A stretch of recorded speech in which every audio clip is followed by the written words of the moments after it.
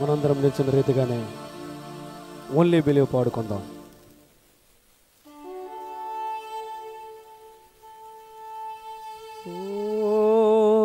Only believe,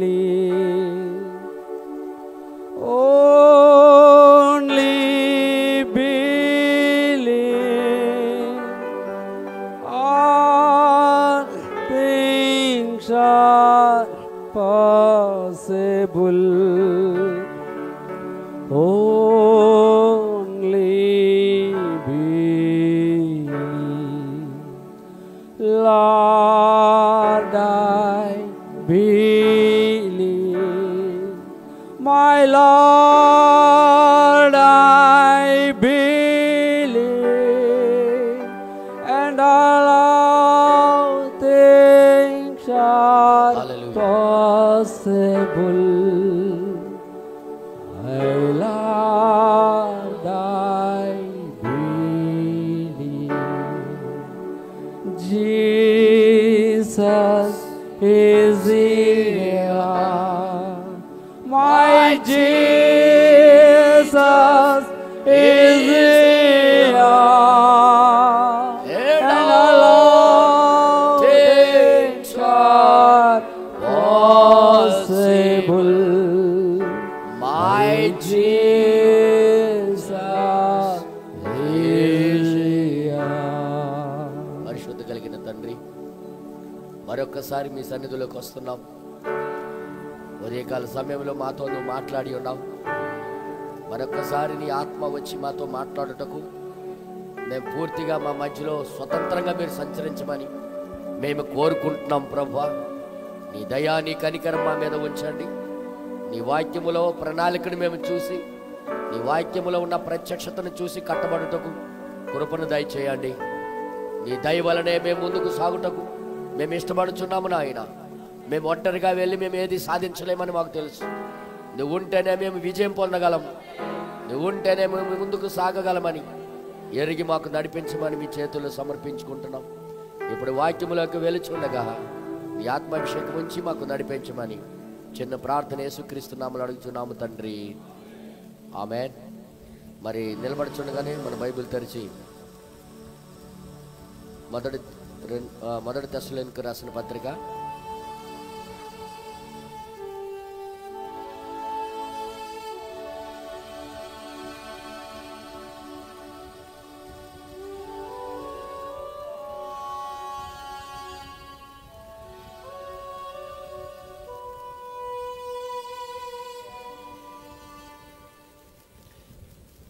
2వ అధ్యాయము 18, 19, 20 వచనాలు. మొదటి తెస్సలోనికీయులకు రాసిన పత్రిక 2వ అధ్యాయము 18, 19, 20 వచనాలు మనం చదువుకుందాం. కాబట్టి మేము మీ యొద్దకు రావాలని యుంటిమి, పౌలను నేను పలుమారు రావాలని యుంటిని గాని సాతాను మమ్మును అభ్యంతరపరిచెను. యాలయనగా మా నిరీక్షణ అయినను ఆనందమైనను అతిశయ కిరీటమైనను ఏది మన ప్రభువైన యేసు యొక్క రాకడ సమయమున ఆయన ఎదుట మీరే గదా. నిశ్చయముగా మీరే మా మహిమయు ఆనందమునై ఉన్నారు. ఆమేన్. ఏంటి దేవుడికి అనట్లేదేంటి? మా మహిమ నువ్వే, మా ఆనందం నువ్వే అని. పౌలు గారు అక్కడున్న సంఘస్థులకి, కొంతమంది దేవుని బిడ్డలను చూసి ఈ మాట ఎందుకు రాస్తున్నాడు అనేది మనం చూడాలి. God bless you. తల ఉంచుకొని ప్రార్థించేద్దాం. పరిశుద్ధ కలిగిన తండ్రి, ఈ చదవబడిన వాక్యము ద్వారా మాతో మాట్లాడండి. ఈ వాక్యములో ఉన్న సత్యాన్ని మేము తెలుసుకొని ముందుకు అడుగులేయటకును ప్రభా మీరే మాకు సహాయం చేయమని, ఇదిగో మా జీవితాలకి మార్గదర్శిగా ఉండి మమ్మల్ని నడిపించమని ప్రభా మేము మాట్లాడటమే కాదు కానీ మా క్రియల ద్వారా మీకు మేము చూపించుటకు కృపను దయచేయమని చిన్న ప్రార్థన యేసుక్రీస్తు నామములో అడిగి వేడుకొనిచున్నాము తండ్రి, ఆమేన్. సౌండ్ దీన్ని పెంచాలి కొద్దిగా. హల్లెలూయా. దయచేసి అందరు కూర్చోండి. హల్లెలూయా. అందరు సంతోషమేనా? అందరు బాగున్నారా? దీవెన సిస్టర్ గారు మంచి భోజనం మాకు పెట్టారు. మధ్యాహ్నం సొత్తు దుంపలు వేసి వండారు, నీట్గా చాలా చక్కగా వండారు. తిన్నాము, కానీ కొద్దిగా నిద్ర వచ్చింది, కానీ నిద్ర పట్టడానికి అవకాశాలు లేకుండా మాట్లాడారు మా వాళ్ళు, అందుకే నిద్రపోలేదు. దేవుడు ఆమెకు దీవించిన గాక, ఆయన జోసెఫ్ కుటుంబాన్ని దేవుడు దీవించిన గాక. మేము దానికి కృతజ్ఞులై ఉన్నాము. చేసిన మేలుడు మేము మర్చిపోయే వాళ్ళం కాదు అసలు. నా ప్రియ సహోదరులారా, ఈ రోజుల్లో మనము చూడవలసిన రీతిలో దేవుని వాక్యాన్ని మనం చూడాలి, గ్రహించవలసిన రీతిలో దాన్ని మనం గ్రహించాలి, పట్టుకోవలసిన రీతిలో దాన్ని మనం పట్టుకోవాలి. చూసే విధానంలో ఒక తేడా ఉందని ఉదయకాల సమయంలో మనం నేర్చుకున్నాం. చూస్తుంటారు కానీ అసలైన చూడరు, వింటుంటారు కానీ అసలైన వినికిడిలో వినరు. వినటంలో 2 రకాలు, చూచుట్లో 2 రకాలు. ఈ రెండింటిని గూర్చి మనము విని ఉన్నాము. హల్లెలూయా. అయితే మీరు ఇంకొకసారి కొద్దిగా మనము డెప్త్గా ఈ వాక్యంలోకి మనం వెళ్దాం. ఎవరైనా ఒక ఆశ్చర్యపోతుంటారు, ఒక మాట బైబిల్లో రాయబడిందంటే దాని వెనకాల దైవ ప్రత్యక్షతతో రాయబడి ఉంటుంది. ప్రత్యక్షత లేకుండా అది రాయబడదని మన అందరికీ తెలుసు. దాని వెనకాల దేవుని యొక్క ప్రత్యక్షత ఉంటుందన్నమాట. దేవుని యొక్క ప్రత్యక్షత లేకుండా ఏ మాట రాయబడలేదు, దైవ ప్రేరణ లేకుండా వాక్యము రాయబడలేదు. ఈ వాక్యములన్నీ కూడా దైవ ప్రేరణ చేత రాయబడ్డాయని బైబిల్ చెప్తుంది. దాన్ని మనం ఆమేన్ చెప్పాలి, అంతే. దైవ ప్రేరణ చేత రాయబడ్డాయి. అది ఏ విషయమవనే, ఏ కార్యమవనే, ప్రతి దాని వెనకాల దేవుని యొక్క మనసు దాగి ఉన్నదని మనందరికీ తెలుసు. హల్లెలూయా. ఇది ప్రపంచానికి వెరితనంగా కావచ్చేమో కానీ పరలోకానికి సంబంధించిన వారికి మాత్రం ఇది జీవపు శక్తి అయి ఉన్నదని, అది జీవాహారమై ఉన్నదని మన అందరికీ తెలుసు. కొద్దిగా అటు ఇటు అయ్యి కొద్దిగా మనము లోపల ఆ మాటల్ని కొద్దిగా లోతుగా ఆలోచిద్దాం. ఇప్పుడు పౌలు గారు ఎలాంటి ప్రజల దగ్గరికి వెళ్ళాలని ఆశీస్ కలిగి ఉన్నాడంటే, ఆయన యొక్క పరిచర్య ద్వారా, ఆయన యొక్క సువార్త ద్వారా వీరందరూ కూడా లోకానికి విడిచి, పాపాన్ని విడిచి దేవుని వైపు తిరిగిన ప్రజలు వీళ్ళు. ఇప్పుడు అలాంటి ప్రజలకి చూడాలనే ఆశ కలిగి ఎవరికైనా ఉంటుంది. ఇప్పుడు ఆయన మాటల చేత, ఆయన సువార్త ద్వారా, ఆయన ద్వారా దేవుడు మాట్లాడితే అవతలోడు బాగుపడ్డాడు అంటే అక్కడికి చూడాలనిపిస్తుంది ఎవరికైనా, అంతే. ఒకసారి మా బర్నబాస్ తమ్ముడు బాబు ఉన్నాడు. వీడి కింద ఎవడైనా చదువుకొని కలెక్టర్ అయిపోయాడు అనుకో, వీడు విన్నాడు అనుకో, వీడే టీచరు, అవతలోడు స్టూడెంట్. వాడు చదివి కలెక్టర్ అయిపోయాడు అనుకో, ఉదాహరణకి. ఇప్పుడు ఇంకా టీచర్ అవ్వలేదు అనుకో, అవుతాడు అనుకో, ఉదాహరణ చెప్తున్నాను. అవతలోడు అయిపోతే, ఒరే నా స్టూడెంట్వి నువ్వు కలెక్టర్ అయ్యావు అంటే నీకు చూడాలనిపిస్తుంది అంటారు.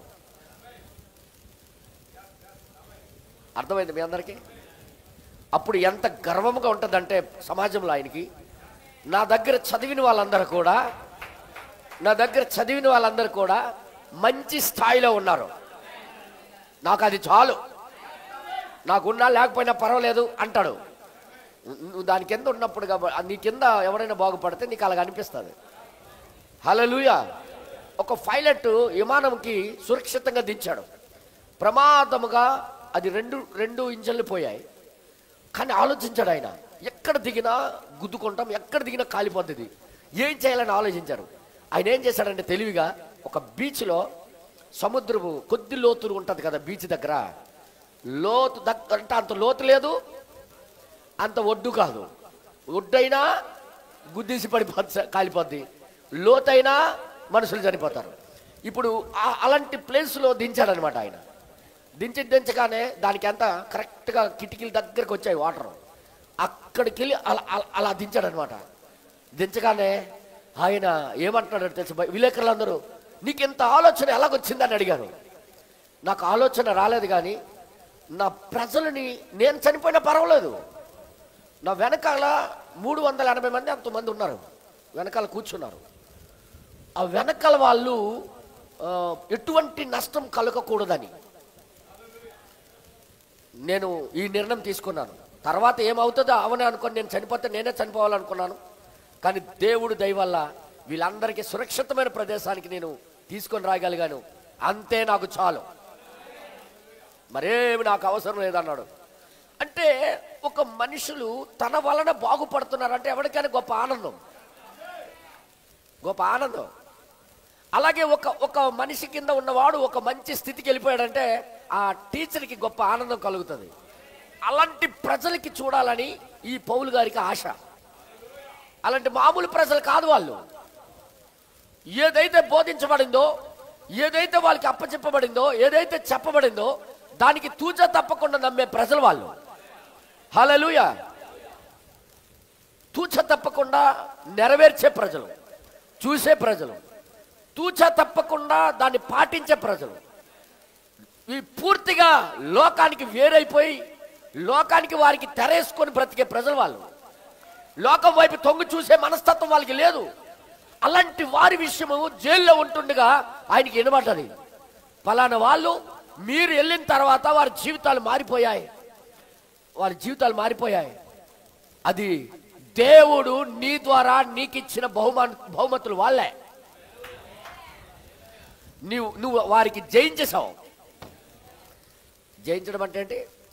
వారి చిక్కుల్లో ఉన్నప్పుడు, వారికి లాక్కొని శత్రువు వెళ్ళిపోతున్నప్పుడు వారిని నువ్వు జయించేసావు. వారి పాపము లాక్కొని వెళ్ళిపోతుంటే నువ్వు వారికి జయించేసావు. ఇప్పుడు ఆయన జయం ఎవరంటే వాళ్ళే. మీకు ఎలాగదు ఇప్పుడు నాకు తెలుసు ఆ విషయం. కొద్దిగా ఆలోచించండి మీరే. ఎవడైనా సరే నాశనానికి వెళ్ళిపోతున్నాడు, వాడు ఎట్టి పరిస్థితుల్లో వాడు బ్రతికే ఛాన్స్ లేదు అంటే అలాంటి వాడికి నువ్వు రక్షించేసావు అనుకో, నీ విజయం ఏంటి? ఆ వ్యక్తే కదా. మాట్లాడరేటి. ఇప్పుడు అలాంటి ప్రజల దగ్గరికి ఆయన వెళ్ళాలని కోరిక, వారికి చూడాలని ఆశ. కానీ సాతానుడు ఎల్లనివ్వకుండా ఎన్నో ఆటంకాలు పరుస్తున్నాడు అని రాశాడు అక్కడ. ఆయన విజయాన్ని ఆయన చూడనివ్వకుండా ఆయనకి సాతానుడు ఆటంకపరుస్తున్నాడు, ఇబ్బంది పెడుతున్నాడు. అయినప్పటికీ కూడా ఆయన రాతల్లో ఏముందో 19-20 వచనాలు చదివితే అక్కడ ఇలాగ రాస్తున్నాడు ఆయన. ఏలయనగా మా నిరీక్షణ అయినను ఆనందమైనను. అంటే ప్రజల మీద నిరీక్షణ పెట్టుకున్నావా? అంటే వీళ్ళు నడత ఎలాగొందో ఒక్కసారి ఆలోచించండి. నిరీక్షణ దేనిని అంటారు తెలుసా? వారి వలన నాకు ఘనత వస్తుంది అన్నప్పుడు దాని అందు నిరీక్షణ కలుగుతుంది. మనకి ఏదైనా పనిలో నీకు నిరీక్షణకు రావాలంటే దాని యందు నీకు ఏదైనా లాభం వస్తే, అంటే మహిమ వస్తే అప్పుడు దాని యందు మా నిరీక్షణ అయినను ఆనందమైనను అతిశయ కిరీటమైనను. ఏది కిరీటమైన ఏదంటే మీరే. అంటే దాన్ని బట్టి చూస్తే ఆయన సువార్త ద్వారా వచ్చిన వాళ్ళే ఆయన యొక్క విజయము, ఆనందము, నిరీక్షణ. మీరు కొద్దిగా ఆలోచించండి దయచేసి. మీ మనసులు ఎత్తుకొని వెళ్ళనివ్వకండి శత్రువుకి. మనసు వాక్యం మీద పెట్టండి. ఆనందమైన, నిరీక్షణ అయినా, అతిశయ కిరీటమైన మీరే అంటున్నాడు. మీకేమనిపిస్తుంది? మనుషులకి ఎందుకు ఇలాగ అంటున్నాడు అనిపిస్తుంది. బ్రదర్, బ్రతకడు అన్నోడికి బ్రతికిస్తే ఆ యొక్క డాక్టర్కి ఎంత మహిమ వస్తుంది. ఎక్కడికి వెళ్ళినా వాళ్ళకే సాక్ష్యంగా పెడతాడు. మీరు ఆలోచించండి. నేను శ్రీకాకుళం హాస్పిటల్కి వెళ్ళాను, ప్రైవేట్ హాస్పిటల్కి. వెళ్ళేటప్పుడు ఏం పెట్టారు తెలుసా? ఎవరితో ఒక కాయ 12 కేజీలు 15 కేజీలు ట్యూమర్ కాయ తీసి ఒక సీసాలో పెట్టారు. ఎన్ని రోజులు బట్టి అక్కడ ఉంది, అది చెడిపోలేదు. ఏదో ద్రవ్యాలు పెట్టి అందులో పెట్టారు. అది ఎందుకంటే వచ్చిన వాళ్ళందరికీ కూడా దాన్ని చూపిస్తున్నారు. మేము ఇంత పెద్ద కాయ ఉన్న వాళ్ళకి బ్రతికించేసామని. ఇప్పుడు ఆ కాయ ఒక క్యాన్సర్ అవ్వచ్చేమో కానీ అది మహిమకరంగా మారుతుంది హాస్పిటల్కి. ఇప్పుడు హాస్పిటల్కి పేరు వస్తుందయ్యా. వచ్చిన వాళ్ళందరూ దాని చుట్టూ తిరుగుతున్నారు. చూసి ఏటిది అక్కడ పేరు రాయబడింది, ఫలానా ఊరు వాళ్ళు, ఫలానా స్త్రీ ఇలాంటి పెద్ద కాయ కలిగి ఉండేది. డాక్టర్లు చనిపోతామని వదిలేస్తే మా హాస్పిటల్ అయితే దాన్ని తీసుకొని ఆపరేషన్ చేసి ఆమెకి బతికించాం. ఇప్పుడు హాస్పిటల్ విజయం ఎవరంటే ఆ క్యాన్సర్ కాయగలిగిందాయే. ఇప్పుడు ఈ ప్రజలు కూడా అలాంటి పాపములో ఉండిన వీళ్ళు దేవుడి వైపు తిప్పగలిగాడంటే పౌలు గారు విజయం ఎవరు? ప్రజలు. అలా కదా, అందరు చెప్పండి హల్లెలూయా. అందుకే ఆ విజయాన్ని చూడాలని ఆశ. నేను అంటాను, ఇది క్రీస్తుకు కలిగిన మనసే, ఇది క్రీస్తు యొక్క స్వభావమే. ఇప్పుడు బెనం గారు చెప్తున్నారు, అది పౌల్లో ఉన్నది క్రీస్తే గాని ఆయన కాదు. ఆయన లోపల ఉన్న స్వభావం ఎవరిదంటే క్రీస్తుది. అంటే ఈయనకి ఆ కోరిక ఉందంటే అది క్రీస్తుకు కూడా ఉంది. నేను నమ్ముతున్నాను క్రీస్తుకు కూడా అదే స్వభావం ఉంది. అందుకే బైబిల్లో వర్తమానాలు ఏం చెప్పింది తెలుసా? యేసుక్రీస్తు యొక్క విజయం ఎవరో కాదు, ఆ మాట కూడా తప్పే. మనమే అన్న మాట కూడా తప్పే. నేనే అనే స్థితికి రావాలి. ఇక్కడ చాలా పెద్ద మర్మం ఉంది. మనమే అనే మాట అందరు కలిపి కొట్టి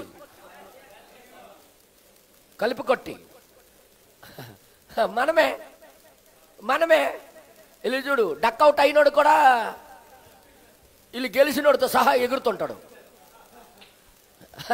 ఒక్క రన్న కొట్టకపోయినాడు కూడా కప్పు వచ్చినప్పుడు మాత్రం ఆడే గట్టికి విజిలేస్తుంటాడు. అరే విజయం కష్టపడి లాస్ట్కి గ్రీసులో నిలబడి ఆడినోడు ఒకడున్నాడు. టీం అంతటికి కూడా విజయం వైపు నడిపించినోడు మరొకడున్నాడు.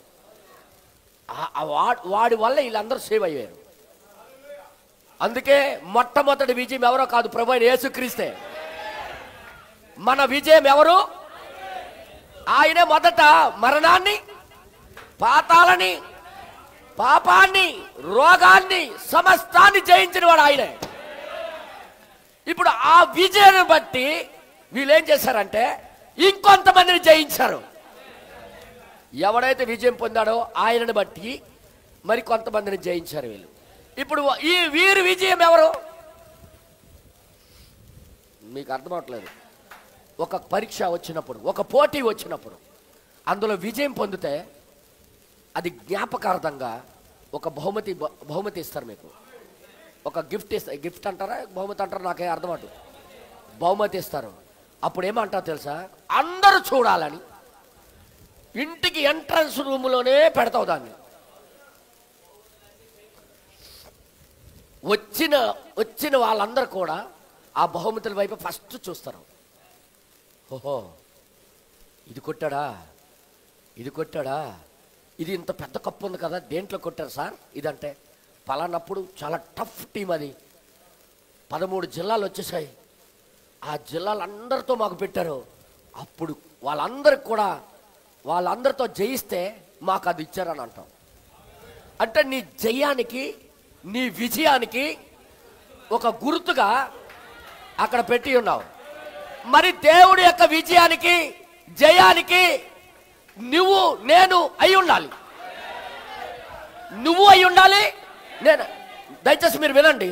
ఎప్పుడవుతావు నువ్వు కూడా ఆయన విజయానికి కారకుడు అయి ఉన్నానని జీవించినప్పుడు. నువ్వు జీవించకుండా ఆయన విజయం అవ్వలేవు. పౌలు గారు వీళ్ళకి మీరే నా కిరీటం అని ఉత్తిని అనట్లేదు.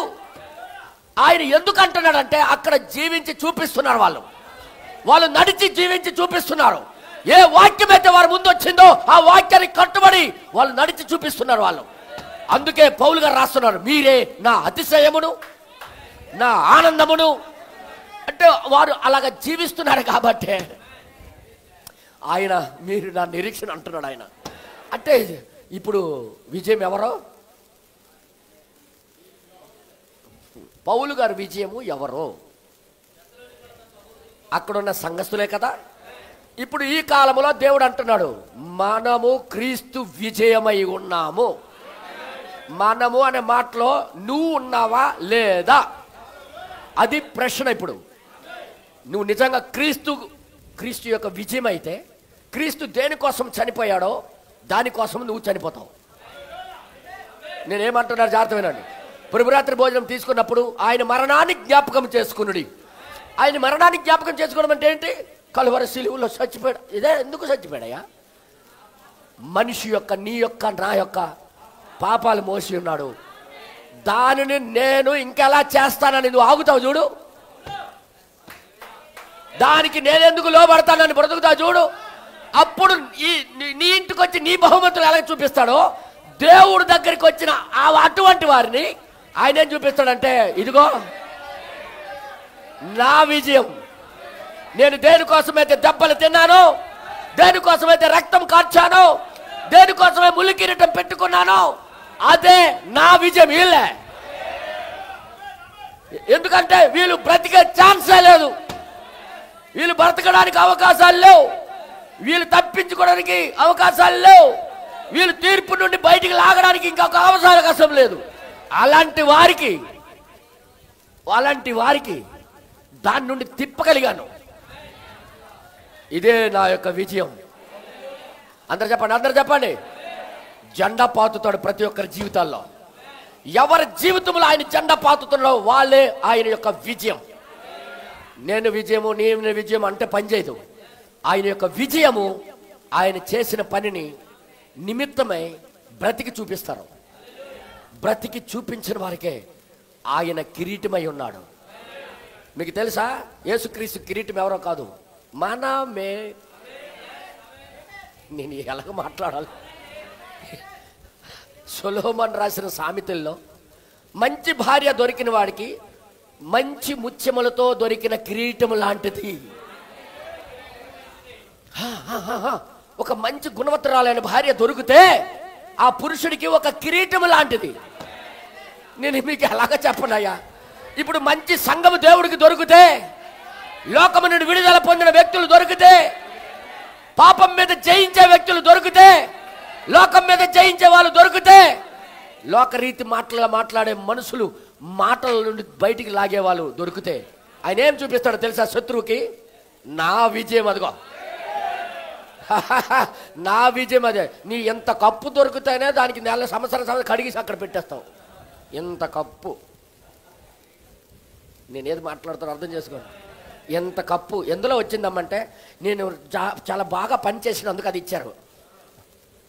అది మాసిపోతుంటే చింతపండుతో కడిగేసి పెట్టేస్తుంటారు. మీ ఇళ్లలో అవుతుందో లేదో నాకు తెలియదు, కానీ కొంతమంది ఇళ్లలో అలాగే అవుతున్నాయి. అది ఎప్పుడు మర్చిపోరు. ఇది నా విజయం. దాని వెనకాల ఒక విజయం ఉంటుంది. ప్రతి విజయం వెనకాల ఒక పోరాటం ఉంటుంది. ప్రతి పోరాటం వెనకాల ఒక పరీక్ష ఉంటుంది. అందులో జయించిన వాళ్ళే ఆయన యొక్క విజయము. ప్రవక్త చెప్పాడా లేదా మాట? మనమే ఆయన యొక్క విజయమై ఉన్నాం. మనమే ఆయన యొక్క విజయం అయినప్పుడు మనమే చూపించవలసిన బాధ్యత మన మీదే ఉంది. మీకు తెలుసా? మీకు ఎందుకు చెప్తాను చూడు. ప్రభురాత్రి వల్ల అబ్రహాముకు ఉత్తినే ఇచ్చేయలేదు. నో, ఆయన విశ్వాసం దేవుడి పట్ల ఉండేది. ఇంకోసారి అంటున్నా, ఆయన విశ్వాసం ఎవరి పట్ల ఉంది? దేవుని పట్ల ఉంది. 5 రాజులు ఏనాడు యుద్ధము చేయకపోయిన ఇతడు 5 రాజులు ఉన్నా పోరాడడానికి వెళ్ళిపోయాడు. ఎవరి మీద నమ్మకంతో తెలుసా? ఆయన మీద నమ్మకంతో, ఆయన యందు విశ్వాసంతో ఆయన పరిగెట్టి యుద్ధంలో జయించుకొని వచ్చాడు. అప్పుడు ఇప్పుడు విజయానికి చిహ్నముగా అబ్రామా ఎవరో కాదు, నా విజయం నువ్వు, నా విజయం నీవు. విజయమును తీసుకొని వచ్చావు నువ్వు. నా విజయముతో నీ విజయాన్ని చేసుకొని వచ్చావు. ఇదిగో రొట్టెయు ద్రాక్షరసం అని మిల్కిషదక్ రూపంలో ఆయన దగ్గరికి వెళ్ళి రొట్టె ద్రాక్షరసం ఇచ్చాడు. విజయవంతమైన జీవితం జీవించకపోయిన వాడు రొట్టెలో పాలు పొందకూడదని ప్రవక్త ఎందుకన్నాడు తెలుసా? నువ్వే ఆయన విజయమైనప్పుడు నువ్వే దాని పక్షాన నిలబడి చూపించాలా. ఇలాంటి విజయం కలిగిన వారికి చూడాలని పౌలు గారికి ఆశ పుట్టింది. ఈ ఆశ పౌలు గారిది కాదు, ఈ కోరిక పౌలు గారిది కాదు, ఈ కోరిక దేవుడిదే. పౌలు లోపల ఉన్న దేవుడే అలాంటి కోరిక కలిగి ఉన్నాడు. ఒకరోజు తన విజయాన్ని కలుసుకోవడానికి రాబోతున్నాడు. ఆమె కోసం పోరాడాడు. ఏమాన్, అందులో నువ్వు ఉండాలి, అందులో నువ్వు ఉండాలి, నువ్వు కనబడాలి. అందుకే బైబిల్లో ఈ విధంగా రాయబడి ఉంది. మీరు కొద్ది నిమిషాలు నాతో కూడా బైబిల్ తెరవాలని నేను కోరుతున్నాను. దయచేసి 20 వచనం మరొకసారి మనం చదివి ముందుకు వెళ్దాం. నిశ్చయముగా మీరే మా మహిమయు ఆనందమునై ఉన్నారు. ఎందుకన్నా మాట అనేస్తున్నాడు? వీళ్ళు కష్టపడినది, ప్రచారం చేసింది, ప్రకటించింది, వీళ్ళు జీవించి చూపించారు.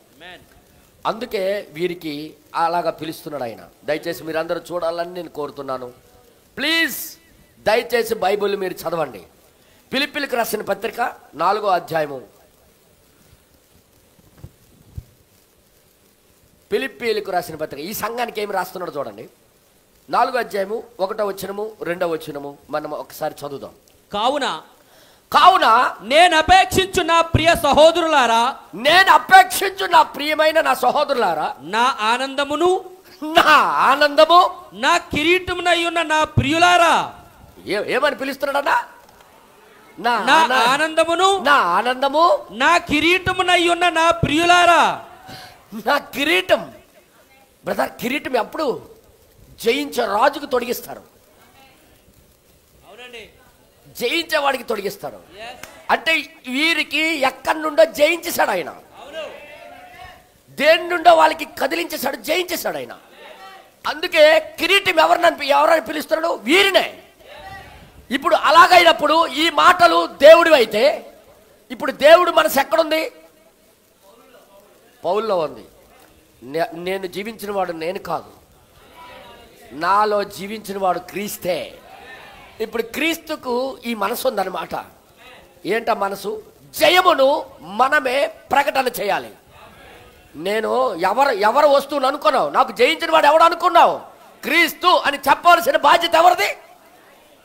చెప్పడం అంటే అర్థం ఏంటో తెలుసుకోండి. చెప్పడం అంటే నోటి ద్వారా చెప్పడం కాదు, జీవించడంతో చూపించాలి. ఆమేన్ బ్రదర్. ఏనాడు వదలకపోయిన మందు వదలకపోయినోడు ఒక్కసారి వదిలేశాడంటే,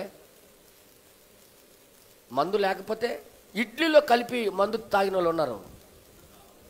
ఉదయాన్ని టిఫిన్ నేను చూశానన్నా, ఉదయాన్ని టిఫిన్లో ఇడ్లీలో బాటిల్ ఇప్పి పోసుకొని చట్నీలాగా తింటున్నాడు. నేను మామూలు కాదురా బాబు అనుకున్నాను నేను. అలాంటి బానిస జీవితం జీవించిన వాడికి దేవుడు తిప్పగలిగాడంటే అది ఏమై ఉన్నది? ఆయన దేవుని యొక్క విజయము, అది మంద కాదు. అందుకే పౌలు గారు వీళ్ళకి ఏమి రాస్తున్నాడో చూడండి ఒకసారి, దయచేసి మీరు చూడాలని కోరుతున్నాను. ఇట్లు ప్రభువునందు స్థిరులై ఉండుడి, ఆనందించు. నా ఆనందమును నా కిరీటమునై ఉన్న నా ప్రియులారా, ఇట్లు ప్రభువునందు స్థిరులై ఉండుడి. ఇలాగే నడుస్తూ ముందుకెళ్ళండి. ఏ విధమైతే మీరు పొందుకొని ఉన్నారో దాన్ని నడుస్తూ ముందుకెళ్ళండి. ఎట్టి పరిస్థితుల్లో వదిలేయవద్దు. ఆమేన్. అంటే వారికి చూసి ఈయన ఆనందపడుతున్నాడు. వీళ్ళందరికీ నేను సాధించుకోగలిగాను, వీళ్ళందరికీ కూడా నేను బ్రతికించుకోగలిగాను, వీళ్ళందరికీ ప్రమాదం నుండి తప్పించుకోగలిగాను. మీరే నా ఆనందం. ఒక టీచరు ఆయన కింద చదివిన వాడే ఒక ఉన్నత స్థితికి వెళ్ళాడంటే ఆ టీచర్ ఏమని చెప్పుకుంటారు తెలుసా? ఆ ముఖ్యమంత్రి ఎవరు అనుకున్నావు? నా స్టూడెంటే, మా స్కూల్, ఆ స్కూల్ కూడా చెప్పుకుంటాడు, మా స్కూల్లోనే చదివాడు, ఇదిగో ఆ బెంచీలోనే కూర్చునేవాడు, ఆ స్థితికి ఎదిగాడు, అది మా స్కూల్ ఘనత అని చెప్పుకుంటారు వాళ్ళు. బ్రదర్ మీరు ఎప్పుడైనా చూసారా? 99 మార్కులు వచ్చినప్పుడు, అవును లిల్లీ ఇలా చూడు 99 మార్కులు వచ్చినప్పుడు వాళ్ళ ఫోటోవే పెద్దది బ్యానర్ చేసి పెడతారు. టాలెంట్ వాడు చదివినా, వాడు రాత్రింపగలు దీపం బుడ్డి పెట్టి చదివినా పేరు ఎవరిదనా? అబద్ధంగా బోర్డు పెట్టుకుంటారు. కానీ దేవుడు అలాంటోడు కాదు. ఖచ్చితంగా నీ జీవితంలోకి వచ్చి నీకు ప్రతి దాని మీద విజయం కలుగు చేసి, నీవే నా విజయం అని సాతాను ముందు పలుకుతాడు ఆయన. ఎంతమందికి అర్థమైంది? అందుకే పౌలు గారు లోపల ఉన్న ఆ దేవుడు ఏం మాట్లాడుతుండో చూడండి ఒకసారి. ఆ 2వ వచనం, ప్రభువునందు ఏక మనస్సు గలవారై ఉండుడని, ఏక మనస్సు కలిగిన వారై ఉండండి. యువోదియను సొంటకేను బతిమాలు కొనుచున్నాను. అవును నిజమైన సహకారి ఆ స్త్రీలు క్లెమెంతుతోను, అవునండి, నా ఇతర సహకారులతో సువార్త పనిలో నాతో కూడా ప్రయాసపడిన వారు మీ అందరి కాపాడారు. మీరే మా కిరీటం ఎవరు చెప్పండి ఇప్పుడు. అందుకే బ్రదర్ బెనాంగ్ గారి ద్వారా ఏం బోధించాడంటే, మనమే ఆయన యొక్క విజయమై ఉన్నాం. ఏంటి బ్రదర్, ఆయన విజయం పొందాడని ఎవరు చూపించాలి? క్రీస్తు అన్నిటి నుండి విడుదల చేస్తాడని ఎవరు ప్రకటన చేయాలి? ఇప్పుడు నేను నడిచినప్పుడే నిజంగా మాకు విజయానికి కారకుడు ఎవరంటే ఆయన కూడా ఏమి చెప్తాడో తెలుసా? సాతానుడితో కావాలని చూడు, ఆడు ఎంత దరిద్రుడో ఈరోజు ఎంత పవిత్రంగా బ్రతుకుతున్నాడు.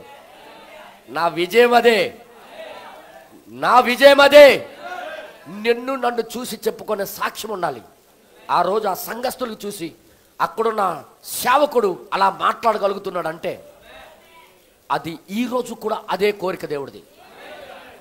ఈరోజు కూడా అదే స్వభావం దేవుడిది. ఆయన విజయాన్ని చూడాలని ఆశ.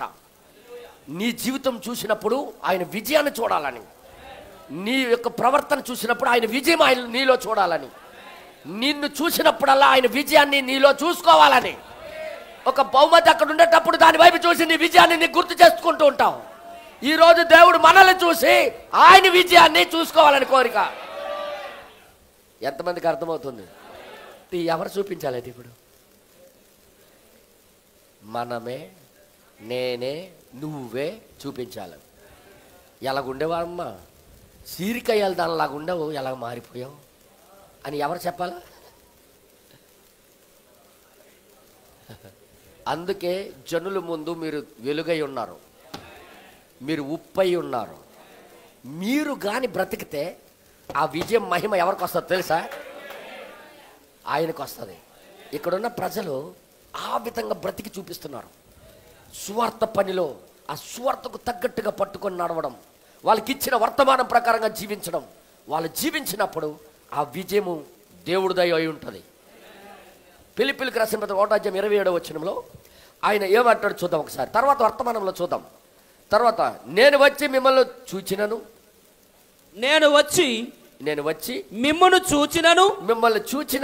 రాకపోయినను మీరు ఏ విషయములోను ఎదిరించు వారికి బెదరక, మీరు ఎట్టి పరిస్థితులు ఎదిరించే వారికి బెదరక, అందరూ ఒక్క భావముతో సువార్త విశ్వాస పక్షమున పోరాడుచు ఏక మనస్సు కలిగిన వారై నిలిచి ఉన్నారని నేను మిమ్మల్ని గూర్చి వినులాగున మీరు క్రీస్తు సువార్తకు తగినట్టుగా ప్రవర్తించి చూపించండి. అదే నా యొక్క విజయం. ఇప్పుడు సువార్త తగినట్టుగా జీవించి చూపించడమే దేవుని యొక్క విజయం. అందుకే ప్రవక్త ద్వారా దేవుడు ఏం మాట్లాడంటే, మనమే ఆయన యొక్క విజయమై ఉన్నాము. హల్లెలూయా. బ్రదర్, బ్రహ్నాం కుటుంబం నుండి ఒక్కడు కూడా తాగుబోతు లేనోడు లేనేలేడు. అలాంటి కుటుంబం నుండి ఒక్కడి కాపాడగలిగాడంటే ఇది దేవుడి యొక్క విజయం కాదా? అర్థమైంది మీ అందరికీ? సినిమా చూడకపోతే అన్నం తినకపోయినా నిన్ను కాపాడేశాడంటే అది దేవుడి విజయం కాదా? కానీ ఏ సువార్త అయితే వచ్చిందో దాని ప్రకారం బ్రతికి చూపించవలసిందే ఆ విజయానికి కారణం. ఇప్పుడు ప్రజల ముందు నువ్వేం ప్రకటన చేస్తున్నావు అంటే, నేను దేవుడి యొక్క ఈ విజయాన్ని. సాతాను ముందు ఏం చూపిస్తున్నామంటే దేవుని యొక్క విజయాన్ని.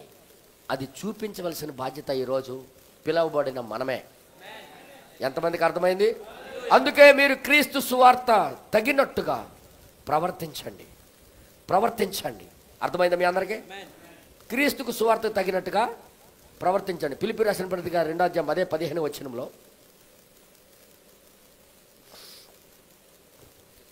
15 వచనంలో నిష్కలంకులను అనింద్యులునైన దేవుని కుమారులగునట్లు, అవునండి, సనుగులు సంశయములను పూర్తిగా మానేసి సమస్త కార్యములను చేయుడి. 16 వచనం అట్టి జనుల మధ్యను మీరు జీవవాక్యమును చేత పట్టుకుని జీవవాక్యాన్ని చేత పట్టుకొని లోకమందు జ్యోతుల వలె కనబడుచున్నారు. మీరు లోకంలో జ్యోతుల వలె కనబడుచున్నారు. అందువలన నేను వ్యర్థముగా పరిగెత్తలేదనియు, నేను వ్యర్థముగా సేవ చేయలేదని, నేను పడిన కష్టము నిష్ప్రయోజనము కాలేదని క్రీస్తు దినమున నాకు అతిశయ కారణము కలుగును. రే, నువ్వు ఇలాంటి మనుషులకి జయించేసావు చూడు అనుకుని దేవుడు ఆయనకి మహిమ పరచబోతున్నాడు. వారి ద్వారా వారే ఈయన మహిమ. ఇప్పుడు అర్థమైందా? వారే ఈయన మహిమ. టీచర్ యొక్క మహిమ ఎవరవుతారు? విద్యార్థులే. మరి యారు మీరు అర్థం చేయాలి. టీచర్ యొక్క మహిమ, ఒక టీచర్ కింద అందరూ దొంగలు అయిపోయారు అనుకో, ఆ టీచర్కి సన్మానం ఉంటుంది కదా, పొగిడి రాస్తారు పేపర్లోని. బా, ఏంట్రా నీ దగ్గర చదివిన వాళ్ళందరూ అలాగ తయారయ్యారు. సార్ అప్పలనాడు సార్ గొప్పగా చదివించారు సార్ అంటారా లేదా? కానీ ఒక టీచర్ కింద 50 మంది ఉంటే 50 మంది కూడా రాష్ట్రంలో మంచి పోస్టుల్లో ఉన్నారనుకో, ఆ టీచర్ యొక్క మహిమ ఎవరు? వాళ్ళే.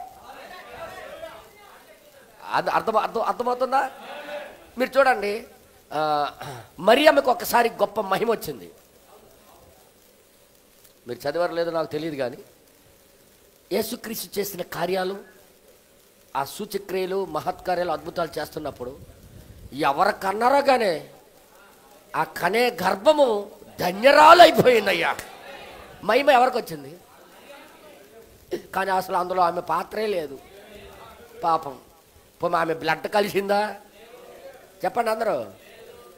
ఈరోజు క్రైస్తవులు దొంగ బోధకులు వచ్చారు. లేదు క్రీస్తులోని మరియమ్మ రక్తమే ఉందని ఒకడు డిస్కర్షన్. పనికి మాలిన వ్యర్థమైన డిస్కషన్స్ ఇవన్నీ. అసలు ప్రత్యక్షత లేదు వాళ్ళకి. ఒక మానవుని రక్తమే ఆయనలో కలిస్తే పరిశుద్ధుడు అవడం. అసలు పరిశుద్ధుడు అవడం. దేవుడే తన రక్తాన్ని తన సృజించుకున్నాడు. ఏ కణము కూడా తీసుకోలేదు మరియమ్మది. అండము కూడా ఆయనే సృజించుకున్నాడు. అండము లోపల రక్త కణాలు ఆయనే సృజించుకున్నాడు. పలుకుబడిన మాట ద్వారా అన్ని కలుగు చేసుకున్నాడు ఆయన. అలాంటి రక్తంతో పుడితేనే పాపిని విడుదల చేయగలిగాడు ఆయన.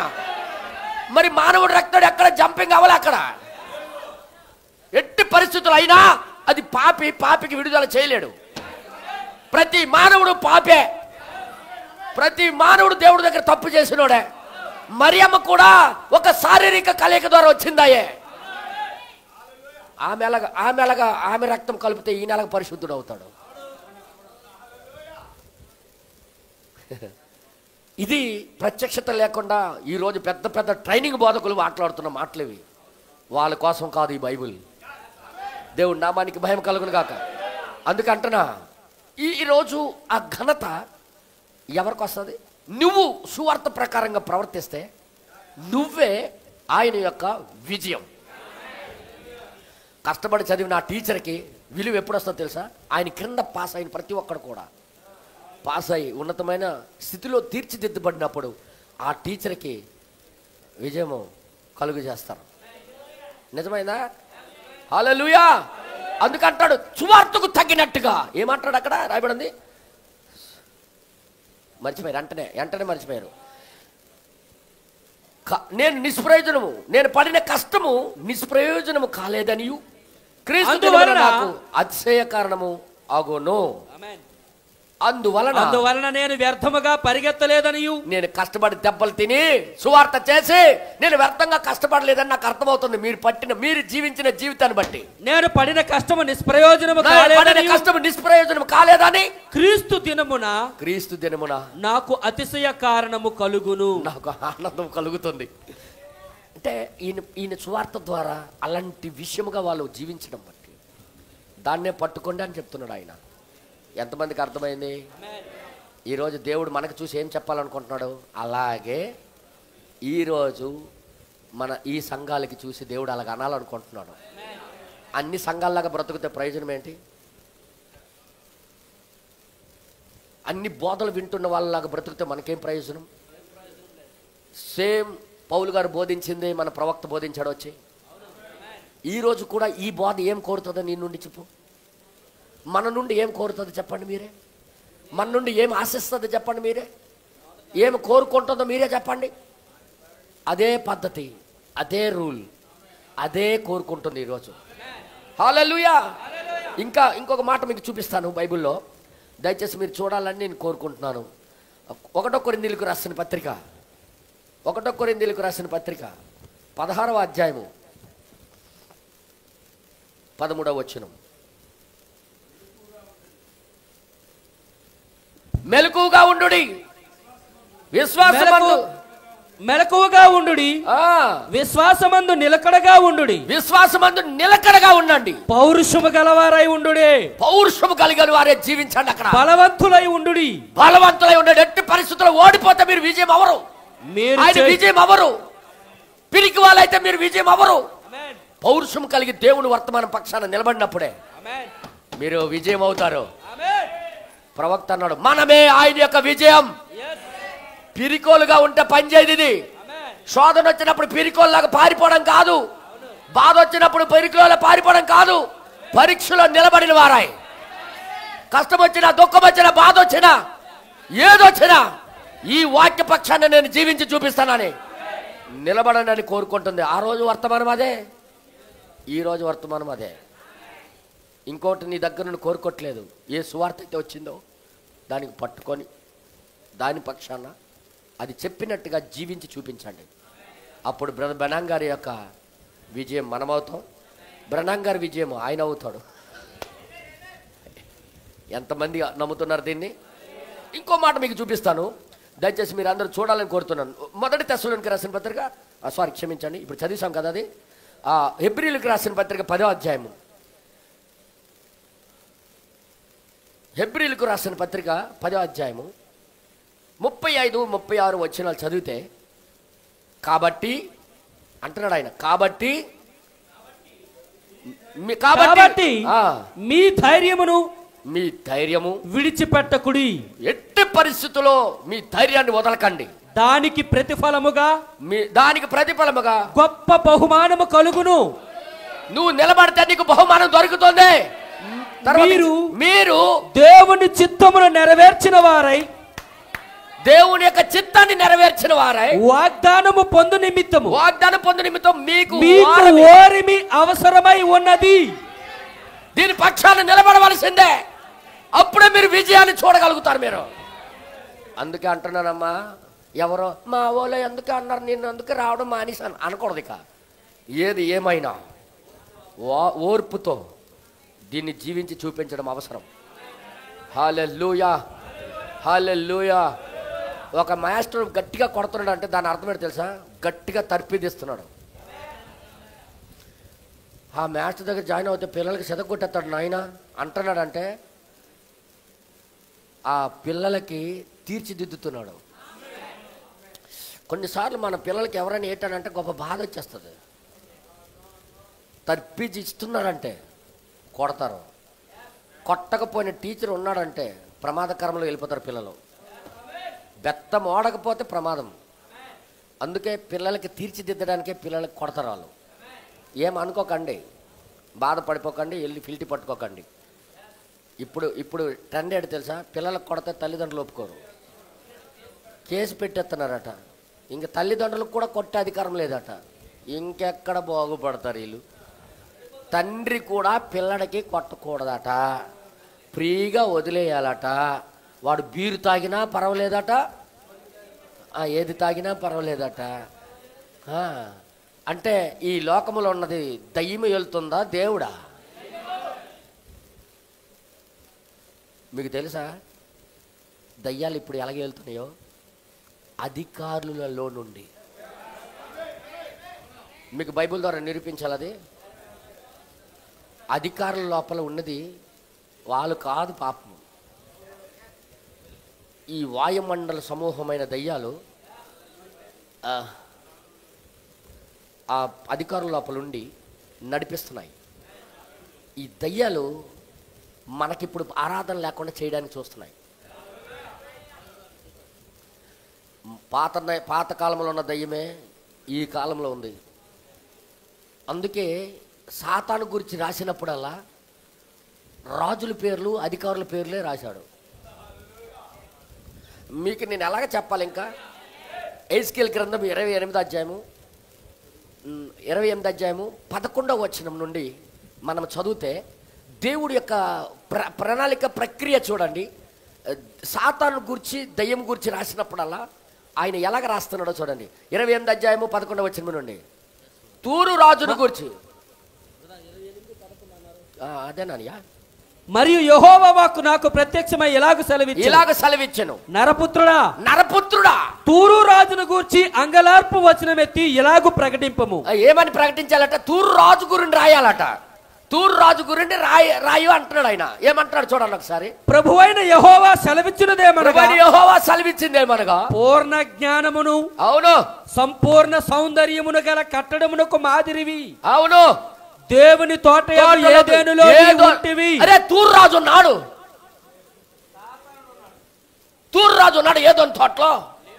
సాతానికి ఎవరి పేరు మీద రాస్తున్నాడు అంటే ఏలుతున్న ఆ రాజు పేరు ఎత్తి. అంటే రాజులో ఉన్నది ఆడే. ఎంత ఎంత ఏదోని తోటలో ఉన్న ఆ ఘట సర్పమే ఈ రాజులో ఉండి ప్రపంచాన్ని, దేశాలు ఏలుతున్నాడు. అధికారుల రూపంలో ఉన్నది. అందుకే బైబిల్లో రాయబడింది, మనం పోరాడింది రక్త మాంసాలతో కాదు, శరీరాలతో కాదు, మనం అంధకార సంబంధమైన లోకనాథులతో. ఏం రాయబడింది? లోకనాథులతో. దయ్యాలు ఎక్కడున్నాయి ఇప్పుడు? అధికారుల్లో. అందుకే నీకు ఆదివారం అయినప్పుడే ఆ అధికారుల్లోకి వెళ్ళి నువ్వు ఆయన మీద కోపం అయిపోతుంటావు. నువ్వు అసలు ఆ కోపం అవ్వాల్సింది వాడు కాదు, ప్రభువా. అందుకే ముందు నుండే ప్రార్థన చేసుకుంటూ వెళ్ళాలి. నీ ఆరాధన రోజు వస్తుంది, నీతో గడిపే రోజు వస్తుంది. అడ్డగించేవాడు ఒకడు ఉన్నాడు. ఆ అడ్డగించోడు నుండి నాకు జయమీ ప్రభువా. వాడికి మనసు తిప్పేవాడు నువ్వు, వాడికి పగలగొట్టేవాడు నువ్వు. వాడికి కడుపు నొప్పి అయినా నిన్ను మర్చిపోయినట్టుగా చేసినా ఆయనే చేయాలా. అధికారుల లోపల దయ్యం ఉందని మీకు ఎంతమంది తెలుసు? 2 చోట్ల చూపించాను మీకు. ఎఫెసీ రాసిన పత్రికలో ఉంది అది 6వ అధ్యాయంలో. మనం పోరాడింది అంధకార సంబంధమైన శక్తులతో, దురాత్మ సమూహాలతో, ఈ లోక నాథులతో. నాథులు అంటే అధికారులు. అందరు చెప్పండి. నువ్వు సినిమా చూడటానికి వెళ్ళి నీకు సెలవైపోతాను అడుగు. నేను ఉన్న మేసం గీసుకుంటాను. అలాగైతే ఇవ్వకపోతే నువ్వు సార్ రిలీజ్ వచ్చింది నేను వెళ్తానంటే వెళ్ళరా, డబ్బులు ఉన్నాయి లేదా? ఖచ్చితంగా అంటాడు. ఎందుకు? ఉన్నది ఆయన కాదు, మనకి దయ్యమే జీతం ఇస్తుంది. మాట్లాడు. దయ్యమే మనకి రోజుకు పిలుస్తుంది. దయ్యం ముందే మనం తిరుగుతున్నాం. ఎంతమందికి అర్థమవుతుంది? ఇంకొక మాట చూపిస్తారు మీకు, బెత్తరపోతారు మీరు. ఇవన్నీ కూడా బైబిల్లోనే ఉన్నాయి. ఈ అధికారుల లోపల అంటే దయ్యాలకి ఏమని రాశాడు దేవుడు? అధికారుల లోపల, ఏలుతున్న వారి లోపల వాడే ఉండి కార్యం చేస్తున్నాడు. కాబట్టి మీరు మాత్రం ధైర్యం చెడిపోకుండా పౌరుషము కలిగి వాక్యం కోసం జీవించడానికి పట్టు వదలక ఉండండి. ఎందుకంటే ఏ రూపంలో వాడు దాడి చేస్తాడు. ఇంకొక మీకు చూపిస్తాను. దానియేలు గ్రంథం 10వ అధ్యాయం. చాలా ఫాస్ట్గా తీసేస్తున్నారు మీరు, బాగా చదివిన వాళ్ళు మీరు. 10వ అధ్యాయము 9వ వచనం నుండి దూత ప్రత్యక్షమైనప్పుడు 8వ వచనం నుండి ఈయన ఏం చేశాడంటే 4వ వచనంలో ఉంది దానియేలు ఈ ఉద్యోగాలన్నీ మానేసి రిటైర్డ్ అయిపోయిన తర్వాత ఒక నది దగ్గరికి వెళ్ళాడు. హిద్దికేలను అనే నది దగ్గరికి. మొదటి నెల 24వ తేదీ చూడండి, 1వ నెల 24వ తేదీ నేను హిద్దికేలను గొప్ప నదీ తీరమున ఉంటిని.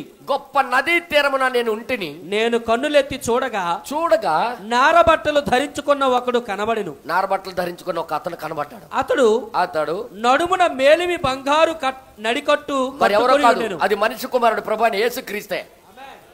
ఆయన కనబడ్డాడు. ఆయనకి అవును, ఆయన కనబడిన తర్వాత అవన్నీ మనందరికి తెలుసు. అప్పుడు దానియేలు ఈ దర్శనం 7వ వచనం నుండి చదవండి బ్రదర్. దానియేలును నాకు ఈ దర్శనము కలుగగా నాతో కూడానున్న మనుష్యులు దాన్ని చూడలేదు గాని పక్కనే ఉన్నారు, వాళ్ళకి కనబడట్లేదు. ఇది అదృశ్య ప్రపంచములకి సంబంధించింది. ఇది తర్వాత ఇంకా రాయబడింది, మిగుల భయాక్రాంతులై దాగుకొనవలనని పారిపోయి. వాళ్ళు పారిపోయారు. అంటే అంత బలిష్ఠుడైన దూత దిగొచ్చాడు అక్కడికే. ఓకే, నెక్స్ట్ తర్వాత నేను ఒంటరిగా ఈ గొప్ప దర్శనమును చూచి తిని. ప్రకటన గ్రంథంలో చూసినట్టు చూశాడు ఆయన. ఓకే, చూచినందున నాలో బలమేమియు లేకపోయెను. ఓకే, నా సొగసు వికారమాయెను. ఓకే, బలము నా యందు నిలవలేదు. నేను అతని మాటలు వింటిని. మనిషి కుమారుడు యొక్క మాటలు విన్నాడైనా. అతని మాటలు విని నేను నేలను సాష్టాంగపడి గాఢ నిద్ర పొందిన వాడనైతిని. 10వ వచనం, అప్పుడు ఒక చేతితో నన్ను ముట్టి నా మోకాళ్ళను అరచేతులను నేల మోపి నన్ను నిలువబెట్టి, దానియేలు నీవు బహుప్రియుడువు గనుక నేను నీ యొద్దకు పంపబడి తిని. నేను నీ దగ్గరికి పంపబడ్డాను. ఇప్పుడు కాదు, నువ్వు మొదటి రోజు ప్రార్థన చేసావు చూడు, 9వ అధ్యాయంలో గోని బట్ట కట్టుకొని ఏడ్చుకొని ఉపవాసం ఉండి ప్రార్థన చేసావు చూడు. ఆ రోజు బయలుదేరాను దేవుడి దగ్గర నుండి. బయలుదేరితే చూడండి, ఇక్కడ రాయబడింది. ఇంకా ఏమని రాయబడింది? నీవు లేచి నిలబడి నేను నీతో చెప్పు మాటలు తెలుసుకొనుమనెను. అవును, అతడు ఈ మాటలు నాతో చెప్పగా నేను వణుకుచూ నిలబడి తిని. ఓకే, అప్పుడు అతడు దానియేలు భయపడకు, నీవు తెలుసుకొనవలనని నీ మనస్సును అప్పగించి దేవుని ఎదుట నిన్ను తగ్గించుకొనినా మొదలుకొని నీవు చెప్పిన మాటలు వినబడినవి. ఆ మొదటి రోజే పరలోకానికి నీ మాటలు వచ్చేసాయి. కనుక నీ మాటలు బట్టి నేను వచ్చి తిని మొదటి రోజే విని వచ్చాను నేను. తర్వాత ఇక్కడ ఏమని రాయబడింది చూడండి, పారసీకుల రాజ్యాధిపతి. Note this point. పారసీకుల యొక్క రాజ్యాధిపతి 21 దినములు 21 రోజులు నన్ను ఎదిరించెను. మొదటి రోజు నుండి 21 రోజు ఫైటింగ్ చేశాడనమాట. ఈ గాలిలో ఉన్న దురాత్మ సమూహం అంతా, ఆ రాజ్యం అంతా, ఆ ప్రదేశం అంతా దురాత్మలే ఉన్నాయి, దయ్యాలే ఉన్నాయి. పారసిక రాజు అనే పేరుతో వాడు ఏలుతున్నాడు. ఆ టైంలో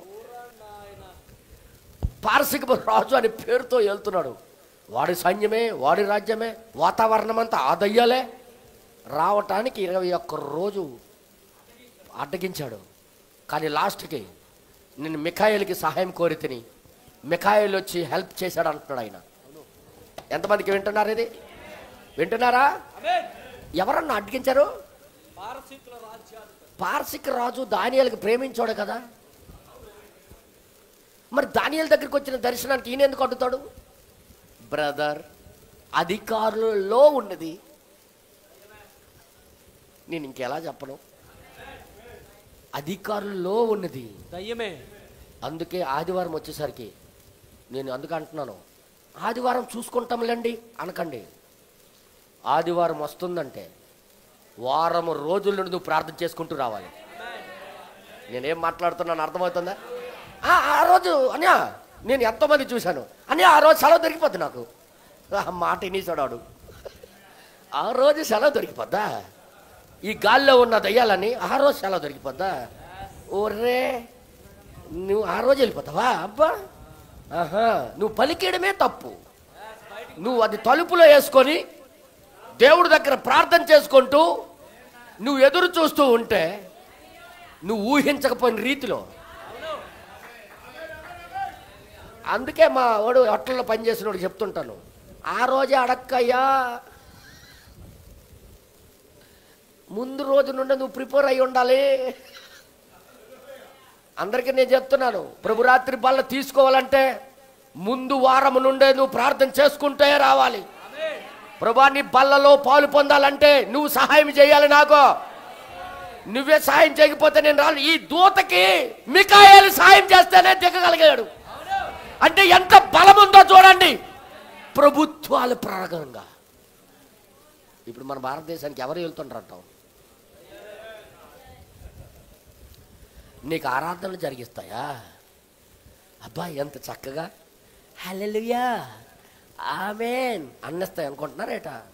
త్వరలో మన మీద కూడా అధికారులే వస్తారు.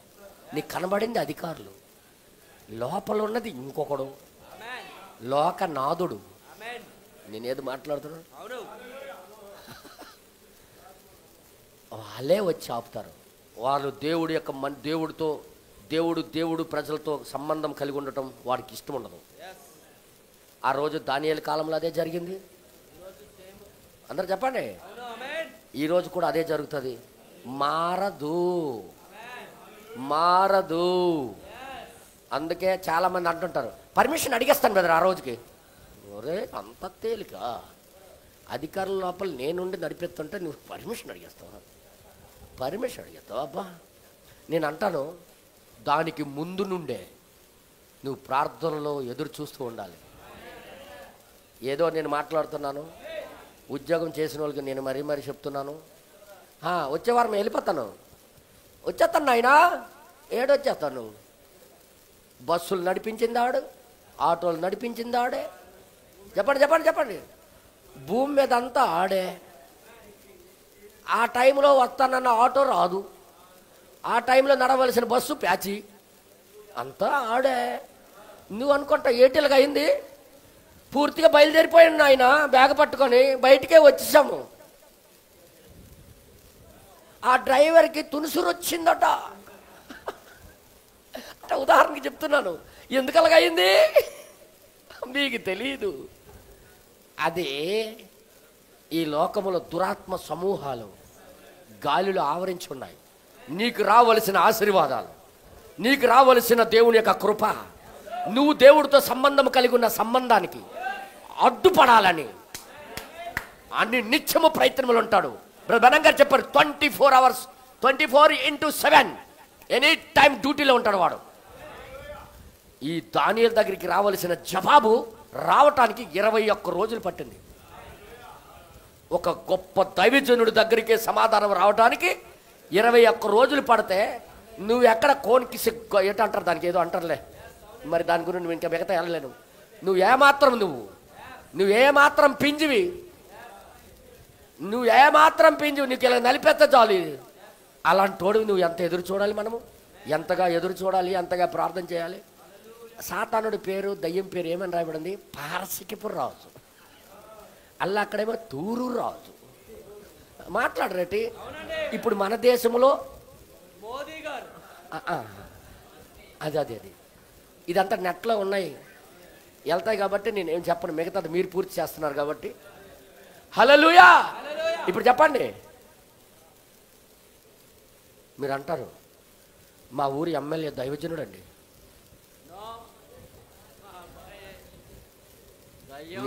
అందులో దైవజనుడు అయితే అందులో వెళ్ళడు అసలు.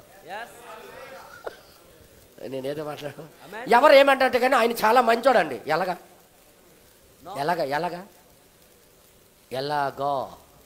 చెప్పు. ఎవడు భూమి తీసుకోలేదా, ఎవరిది లాక్కోలేదా, కబ్జాలు చేయలేదా, డీలింగ్లు చేయలేదా? అరే సిసి రోడ్డుకి బస్తాకి ఈ 6 గమ్యాలు ఇసుక కలపవలసింది 24 కలిపాడు. ఎలా మంచాడు?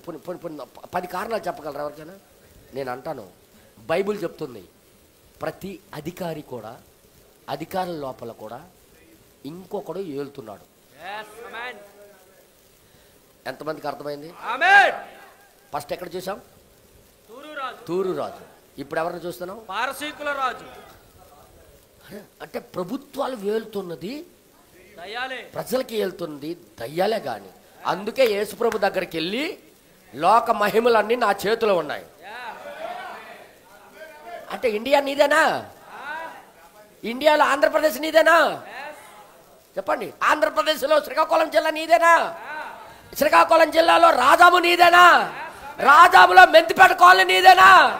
మెంతిపేట కాలనీలో ఈ వీధి నీదేనా? అన్నీ ఆడవే. నువ్వు ఎక్కడికి వెళ్ళిపోతావు? అందుకే బ్రహ్మణం గారు చెప్పారు, అడుక్కి 50 దయ్యాలు. ఇప్పుడు అర్థమైంది మీ అందరికీ? అడుక్కి 50 దయ్యాలు, కానీ పరిశుద్ధాత్ముడు మాత్రం ఒక్కడే. ఆ ఒక్కడి మీదే మనం ఆధారపడాలి. 21 రోజులు నేను కష్టపడితే పారసికపు రాజు నాకు అడ్డగించాడు. అడ్డగించి ఏం చెప్తున్నాడు ఆయన?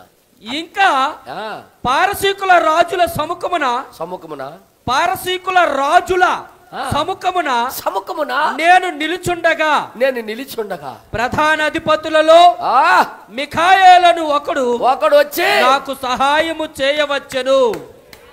ఒకవేళ మిఖాయేలు అనే క్రీస్తే అన్నాడు ప్రవక్త, క్రీస్తే సహాయం చేయకపోతే ఆ జవాబు కూడా దానియేలుకు వచ్చేది కాదు. క్రీస్తే వచ్చి సహాయం చేశాడు అక్కడ మిఖాయేలుగా. ఏ మ్యాన్, ఈరోజు దేవుడి దగ్గరికి రావాలంటే దేవుడే నీకు సహాయం చేయాలి. గుర్తెట్టుకోండి. అనుక్షణము ప్రతి ఒక్కరి లోపల వాడే మాట్లాడుతున్నాడు. ప్రతి ఒక్కరి లోపల. అందుకే ఉదయం లేచి వాళ్ళతో తిరుగుతున్నాం, బస్సులు వెళ్ళేటప్పుడు ఆ దయ్యాలతోనే కూర్చుంటున్నాం, ఆ దయ్యాలతో టిఫిన్లు చేస్తున్నాం.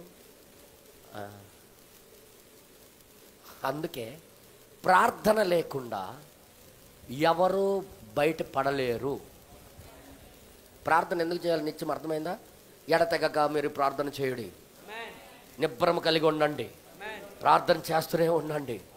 ప్రార్థన ద్వారా విజయము, ప్రార్థన అన్నిటికంటే శక్తివంతమైన ఆయుధము, అన్ని ప్రార్థన పరిస్థితులు మార్చగలవు అని బ్రదర్ బెనం గారు ఎందుకు బోధించారు అనుకున్నారు? ప్రార్థన లేకపోతే ఈ దయ్యాలకి మనం జయించలేము. మీకు తెలుసా, నువ్వు వచ్చినప్పుడే నీ ఇంట్లో కోడి ఇంకొకటి దొంగతనం చేస్తాడు.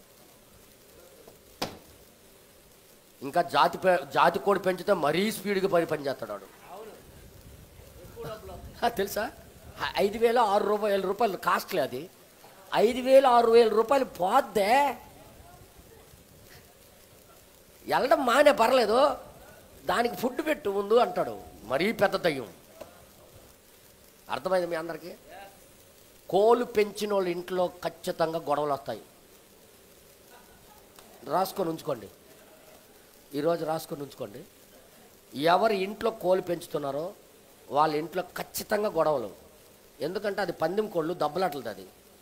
అదే స్పిరిట్ అందులో ఉంటుంది. మీకు తెలుసా? మీకు అందరికీ అన్నీ ఒలిసి చెప్పాలి మీకు. కొట్టుకునే స్వభావం ఆ కోడిలోనే ఉందన్నా.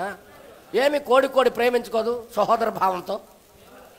ఏమి స్పిరిట్ ప్రవక్త అన్నాడు, 2 కుక్కలు పెంచిన ఆ 2 కుక్కల్లో దయ్యం ఉంటుంది. నువ్వు ఒక రోజు 2 రోజులు 3 రోజులు పోయి ఒకే దగ్గర గిన్నెలో ఒకరోజు వస్తుంది, ఒకటి ఖర్చుకుంటాయి. బ్రహ్మణం గారు చెప్పారు, అవి ఈజీగా దూరుతాయి.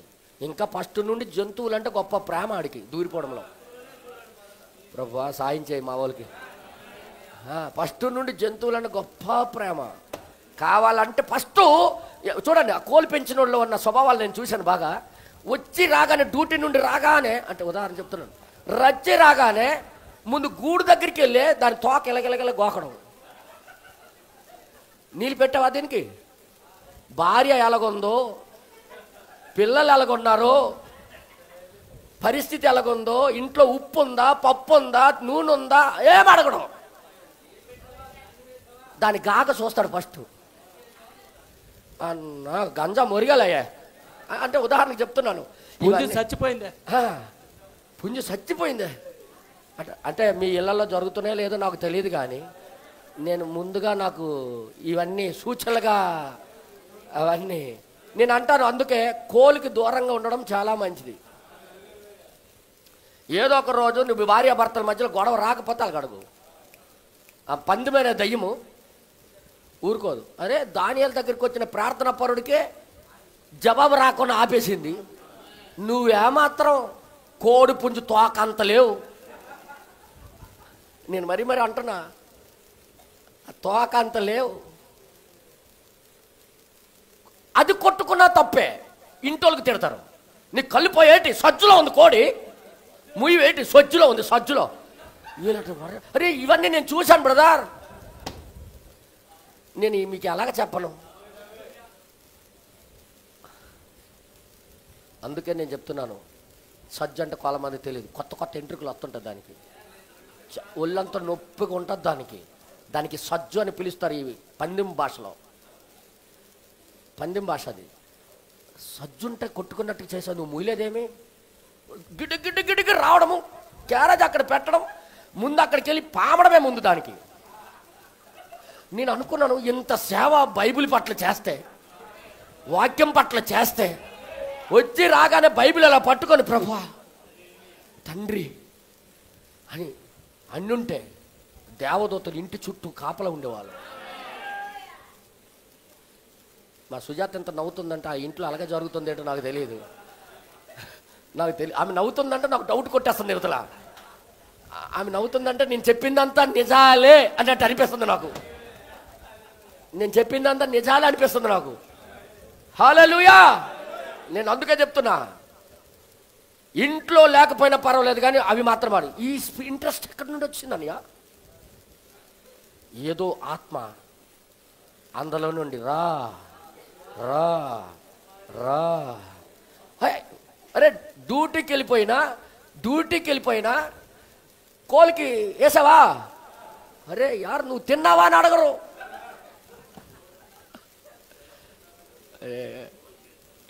ఇవన్నీ స్పిరిట్స్ నాయన. నువ్వు దేని మీద కూడా మనసు పెట్టినా అది దయ్యమే. దేవుడికి నీకు మధ్యలో ఏదొచ్చినా అది విగ్రహమే. నువ్వేమనుకుంటా అనుకో, తిట్టుకుంటే తిట్టుకో, కొట్టుకుంటే కొట్టుకో. ఇది మాత్రం వాస్తవం. దానియేలు దగ్గరికే జవాబు రావటానికి 21 రోజు పట్టింది. గాలిలో ఎన్ని దయ్యాలు ఉన్నాయంట. అయితే రాజులందరూ కూడా ఆడే కూర్చొని వెళ్తున్నాడు. రాజులందరిలో ఈరోజు ప్రభుత్వం అందరిలో ఎవరు కూర్చొని ఉన్నారు? అందుకే సండే దేవుడి దగ్గరికి రావటానికి నువ్వెంతో పోరాడాలి. నువ్వు వచ్చే ముందే ఎన్నో ఆటంకాలు ఎదురవుతాయి. ఆ సండే కోసం, ఒక్కరోజు సండే కోసం, నువ్వు దేవుడి సన్నిధిలో ఒక్కరోజు గడపడానికి కోసం ఎంతగా ఫైట్ చేయాలో ఒకసారి ఆలోచించుకోండి. ఫైట్ చేయాలి. పర్లేదు మా ఎస్ఐ బాగానే వింటాడు మా మాట అంటే పనిచేయదు. వినియోగించుకుందే ఆడు వదులుతాడు. అసలే చర్చికి వెళ్తుంటే చాలు 3 కొమ్ములు వచ్చేస్తాయి అవతల నుండి. మీకు తెలుసా? 3 కొమ్ములు వచ్చేస్తాయి. సార్ నేను అక్కడికి వెళ్తాను, ఆరాధన చేసుకుంటానంటే ఒకసారి అని చూడు. నీ కొమ్ములు కావాలి కదా, చూడాలి కదా నువ్వు. ఒకసారి అని చూడండి. మీ అధికారులతో చెప్పి చూడండి. అర్థమైందా? మీరు అధికారులతో చెప్పి చూడండి. లోపల ఏ స్పిరిట్ ఉందో నీకు అర్థమవుతుంది. నేనేం మాట్లాడుతున్నా అర్థమైందా? ఈ సాతానులు ఎవరి లోపల ఉంటాయి? అధికారులు, అంధకార సమూహము వాయుమండలంలో నిండి ఉండిపోయాయి. దేవుడు పరలోకము నుండి గెలక్షన్ నుండి దిగి వస్తుంటే జవాబు ఆయన దగ్గరికి తీసుకుని వెళ్ళాలనుకుంటుంటే మధ్యలో ఆపేశాడు. అంటే దయ్యాలు ఏలాడుతున్నాయి. మీరు అనుకోవచ్చు మనకు కనబడట్లేదు బ్రదర్. నీకు ఎక్కడ కనబడతాయి బ్రదర్? బలంగా చెప్పారు. ఫుట్బాల్ టీములో మీటింగ్ పెట్టినందుకే ఆ యొక్క ఫుట్బాల్ గ్రౌండ్లో మీటింగ్ పెట్టకూడదని ఆ ద్వారబంధాల దగ్గర దయ్యాలు ఏలబడి అడ్డగిస్తున్నాయట అని బ్రహ్నం గారు ఇలా చూశారు. ఇలాంటి గ్రౌండ్లో వెళ్ళిన వాళ్ళందరికీ పట్టుకునేవి అవి. ఎవడెవడైతే ఎంటర్ అవుతున్నాడో వాళ్ళందరికీ పట్టుకొని ఆ బాల్ ఆడుతున్నప్పుడు ఆ దయ్యాలే కేకలేస్తుంటాయి అనుకొని. ఫుట్బాల్ గ్రౌండ్ నిశ్శబ్దంగా ఉన్నట్టుగా ఎక్కడైనా నాకు చూపించండి. క్రికెట్ గ్రౌండ్ ఎక్కడైనా నిశ్శబ్దంగా ఉన్నట్టుగా చూపించండి. ఎందుకు అలాగ అరుస్తున్నారు? వాళ్ళకే తెలియదు. అక్కడున్న స్పిరిట్స్ దూరిపోతాయి ఎలాగానే. అందుకే ప్రతి బాల్కి, ప్రతి మాటకి, ప్రతి దానికి ఏదో ఇంకొకటి పే పట్టుకుని ఉట్టుకుంటే ఊదుతుంటారు. పే పే పే పే అని బిజాడు దయ్యాలు. ఎందుకు ఊదుతున్నాడో తెలియదు, ఎందుకు అరుస్తున్నాడో తెలియదు, ఎందుకు కొడుతున్నాడో తెలియదు. నేను నేను బ్రదర్ బెనం గారు వర్తమానం ద్వారా ఇవన్నీ తెలుసుకున్నాను నేను. అందుకే ధైర్యముగా ఉండండి, పౌరుషము కలిగి ప్రార్థన చేయండి, దేవుని వర్తమానం తగ్గట్టుగా జీవించడం ప్రారంభించండి. ఇది టైం ఒకటి పారిపోతుంది ఒకటి వచ్చిన బాధ. దయచేసి మీరు అందరూ చూడండి, ఇంకా బైబిల్లో ఎక్కడెక్కడ రాయబడిందో మీకు చూపిస్తాను, దయచేసి చూడాలని నేను కోరుతున్నాను. హల్లెలూయా. హెబ్రీ పత్రిక చదివేశారు కదా, 1 కొరింథీయులకు రాసిన పత్రిక 15:58 వచనంలో ఇలాగ రాబడి ఉంది. 1 కొరింథీయులకు రాసిన పత్రిక 15:58 కాగా నా ప్రియ సహోదరులారా మీ ప్రయాసము ప్రభువునందు వ్యర్థము కాదని ఎరిగి స్థిరులను కదలని వారును ప్రభువు కార్యాభివృద్ధి యందు ప్రభు యొక్క కార్యాభివృద్ధి యందు ఎప్పటికిని ఆసక్తులనై ఉండుడి. అన్ని వేళలా అది చేసి చూపించండి. మీరు ఆసక్తి, వాక్యములో బ్రతికే ఆసక్తి, దేవుడిలో ఉండే ఆసక్తి, దేవుడికి సంతోషపెట్టే ఆసక్తి జీవితం మీరు కలిగి ఉండండి అంటున్నాడు ఆయన. అర్థమవుతుందా మీ అందరికీ? హల్లెలూయా. అలా కలిగి ఉంటే ఏం లాభం? దేవుని యొక్క విజయము మనమే అని చూపిస్తున్నాం అనమాట. ఆమేన్. ఎవరు చూపించాలి ఆయన విజయం? ఎవరు అయితే మనమే అన్నప్పుడు ఎప్పుడు అనగలం ఆ మాట? నువ్వు అలాగ చేస్తున్నప్పుడు, అలాగ జీవిస్తున్నప్పుడు ఆయన విజయము మనమే ఉన్నాము. దేవుడి నామానికి మహిమ కలుగును గాక. హల్లెలూయా. దేవునికి స్తోత్రం. హల్లెలూయా. ఎంత గొప్ప అద్భుతమైన కృప ఇది, నిజంగా ఎంతో గొప్ప ధన్యత అయి ఉన్నది. అందుకే రాయబడి ఉన్నది ఒక నిజ సాక్షి యొక్క సాక్ష్యము. ఎంటైమ్ మెసేజ్ అనే యాప్లో ఒక నిజ సాక్షి యొక్క సాక్ష్యము 61/11/05 ఓకేనా, 224వ పేరాలో ఆయన అలాగ చెప్పినందుకు మనము ఆయనకి సాక్షులము. ఆమేన్. ముగింపులో జాగ్రత్తగా వినండి. నేను ముగించుచుండగా ఇనుము, ఇది వినుము, అవగాహన కేంద్రీకరించండి, ఆయన ఆత్మను పొందండి, ఆయనకు సాక్షులు కావండి. ఎంట మెసేజ్ మార్కు మీద ర్యాప్ అని చెప్పాను నేను. అర్థమైంది మీ అందరికీ? ఆయనకి సాక్షులుగా బ్రతకండి. ఆయనకి సాక్షులుగా బ్రతికినప్పుడే ఆయన విజయమై ఉన్నాం. ముందు నువ్వు దాని నుండి విడుదల పొందితే ఆయన విజయం అవుతావు. ఏదైనా నువ్వు మారితే ఆయన విజయం అవుతావు. నువ్వు నిజంగా మార్పు చెందినవాడు అయితే నువ్వు ఆయన యొక్క విజయం అవుతావు. అంతేగాని ఆయన విజయం అవ్వడం అనేది అంత తేలిగ్గా కాదు. దేవుడి నామానికి మహిమ కలుగును గాక. వింటున్నారా? హల్లెలూయా. అందరూ చెప్పండి. సరే, అయిపోయింది పని. వాల్యూమ్ తగ్గిపోతుంది. ఇక్కడ బోధించినోడు గట్టిగా అరుస్తున్నాడు కానీ మన హల్లెలూయా అంటున్నారు. హల్లెలూయా. దేవుడి నామానికి మహిమ కలుగును గాక. ఇప్పుడు ఏమై ఉన్నది? ఖచ్చితంగా మనము ఆయన యొక్క విజయమై ఉన్నామని నిరూపించవలసిన గడియ ఆసన్నమైనది. వింటున్నారా? అందుకే అంటున్నాడు ఆయన సంపూర్ణత అనే వర్తమానంలో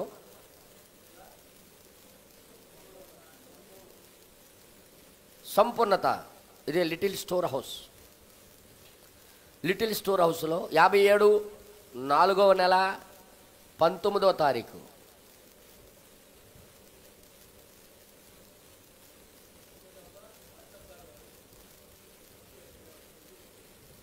నేను పారాగ్రాఫ్ 48లో నేను చదువుతున్నాను. అది ఎందులో ఉందో మీరు చూసుకోండి. 2వ భాగం నుండి నేను చదువుతున్నాను. మీరు మీ చేతులను ఎంతవరకు ఎత్తగలరు అంతవరకు ఆయన వైపు ఎత్తి నన్ను క్షమించండి ప్రభువా అని అడగండి అని చెప్పండి. సహోదరుడా, దేవుడు మిమ్మల్ని దీవించునుగాక. మరొకడు ఎవరో నా వైపు కనికరము చూపుము దేవా, ఇప్పుడు నేను నా యొక్క పొరపాట్లు ఒప్పుకొనిచున్నానని చెప్పండి. ప్రతి దినము సంఘానికి వెళ్ళుచున్న కొందరు నులివెచ్చని సంఘ సభ్యులుగా ఎవరైనా ఉన్నట్లయితే వారు ఎంత భక్తిగా ఉండాలో అంత భక్తిగా ఉండుటకు ప్రయత్నించి ఉండవచ్చు. అయితే ఇంకా కోపము, విభేదాలు మరియు స్వార్థము వంటి అలవాట్లు నిన్ను అంటుపెట్టుకొని నువ్వు విజయం పొందలేనంతగా ఉన్నాయని నీకు తెలియనా? ఈ పనికిమాల యాసాలన్నీ నీలో ఉంటే నువ్వు ఇంకా విజయం పొందలే. ఇవన్నీ నీలో ఉంటే నువ్వు విజయం పొందలే. విజయం పొందేటటువంటి విజయం నువ్వు చూపించాలి. ఇప్పుడు నువ్వు అట్లుండి విడుదల పొందితే నువ్వే దేవుని యొక్క విజయం.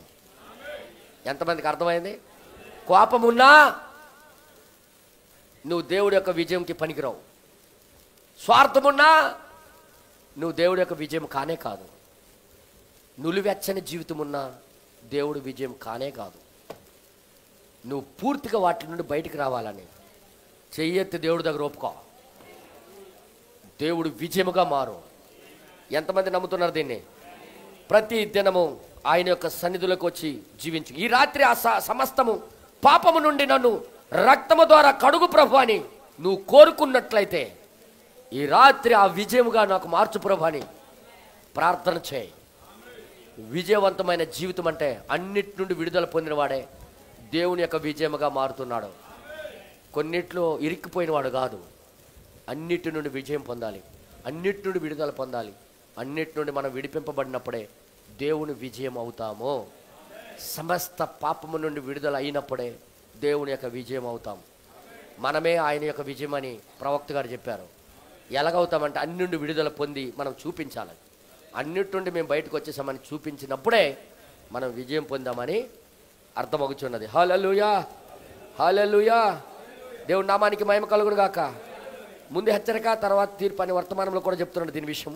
ముందుగా ఘనుడైన రోమీయుడు, ఆయనకి ఎలాంటి విశ్వాసం ఉందంటే, ఘనుడైన రోమీయుడు అనే వర్తమానంలో ఆయనకి చెప్తున్నాడు. ఆయన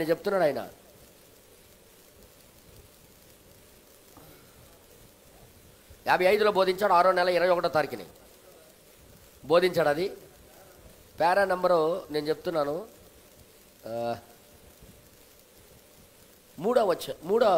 మూడో పేరాలో ఆయన చెప్తున్నాడు. 3వ పేరాలో ఆయన వైఖరి ఎలా చూడండి. ఆయన వైఖరిని చూడండి. మీరు అతని వైఖరిని గమనించాలని నేను కోరుచున్నాను. ఆయన వైఖరిని మీరు గమనించండి. ఆయన దేవుడి దగ్గర ఎలా తగ్గించుకుంటున్నాడు. అతడు మనమైతే ఏదో పొందుకున్నామన్నట్టుగా రావడం, అతడు మాకు అంతా తెలుసు అన్నట్టుగా రావడం, దేవుడి సన్నిధికి వచ్చినప్పుడు ఎలా రావాలో చెప్తున్నాడు ఆయన.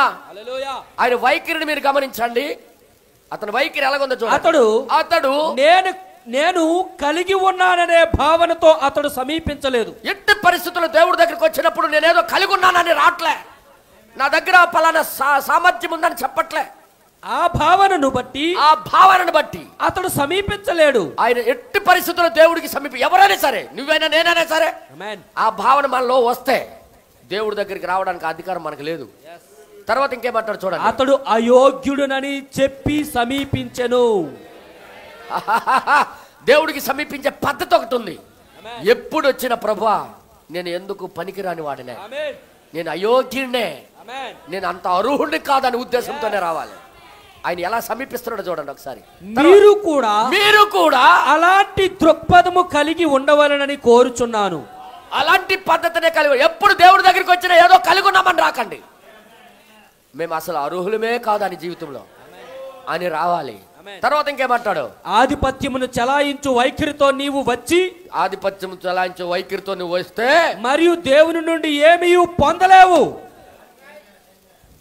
ఆధిపత్యమైన వైఖరి మనలో ఉండకూడదు. అసలు ఎప్పుడు కూడా దేవుడికి ఆర్డర్ ఇచ్చే అది వైఖరి మనలో ఉండకూడదు. కొంతమంది ప్రార్థన ప్రభా ఇది చేసే ప్రభువా, అది చేసే ప్రభువా. కుర్చీలో కూర్చొని గుమస్తాగా చెప్తారు చూడు పెద్దోడు, బ్రదర్ నువ్వు ఎవరి మీద ఎవరికి చెప్తున్నావు? నువ్వు అసలు బ్రతిమాలుకోవలసింది పోయి, వినయముగా పిలుచుకోవలసింది పోయి, అసలు ప్రార్థన అంటే ఏంటన్నా? ప్రాధేయపడుట. ప్రార్థన అంటే ఏంటన్నా? ప్రాధేయపడాల. ప్రాధేయపడడానికి, అధికారంగా మాట్లాడడానికి, ఇది చేయి అది చేయి అనడానికి బోల్డ్ తేడా. ప్రాధేయపడడం వేరు. వీలుంటే అయ్యా ఒకవేళ నా మీద కనికరం చూపిస్తే, ఇది ప్రాధేయపడ్డ. ప్రార్థన అనగా ప్రాధేయపడుట. ఇది మాత్రం గుర్తెట్టుకోండి. ఈ డినామినేషన్ లాగా ప్రభువా ఈమెకి దీవించే ప్రభువా, ఈమెకి బస్తాలు నింపే ప్రభువా, ఇది కాదు నాయన ప్రార్థన. దాన్ని ఆర్డరు అంటారు. ఆర్డరు అంటారు. నా వెనకాల కింద గుమస్తా ఉన్నాడు అనుకో, బోల్ డబ్బు దాశానని, రే నువ్వు వీడికి ఇచ్చారా అంటే ఒక అర్థం ఉంది. ఆయన సృష్టికర్త దగ్గరికి వెళ్ళేటప్పుడు ఏడు చేయాలా? ప్రాధేయపడాలి. ఎలా ప్రాధేయపడాలి? అయ్యా తండ్రి, నేనంత గొప్పవాడిని కాదయ్యా. ఈయన సమీపించే విధానం చెప్తున్నాడు చూడండి. అధికారంతో రాకూడదు ఆయన దగ్గరికి. నెక్స్ట్ తర్వాత ఏమంటాడు చూడండి ఒకసారి. నీవు తప్పక భయభక్తులతో అనుకువతో ఆయన దగ్గరికి రావాలి. అప్పుడు దేవుడు నీతో వ్యవహరించగలడు. సంఘానికి అదే నేర్పిస్తున్నాడు. ఇప్పుడు సంఘానికి అదే నేర్పించాడు పౌలు. ఈరోజు కూడా అదే దేవుని ఆత్మ మనకి నేర్పిస్తున్నాడు. చూడండి ఇక్కడ ఏమంటాడు ఇంకా తర్వాత.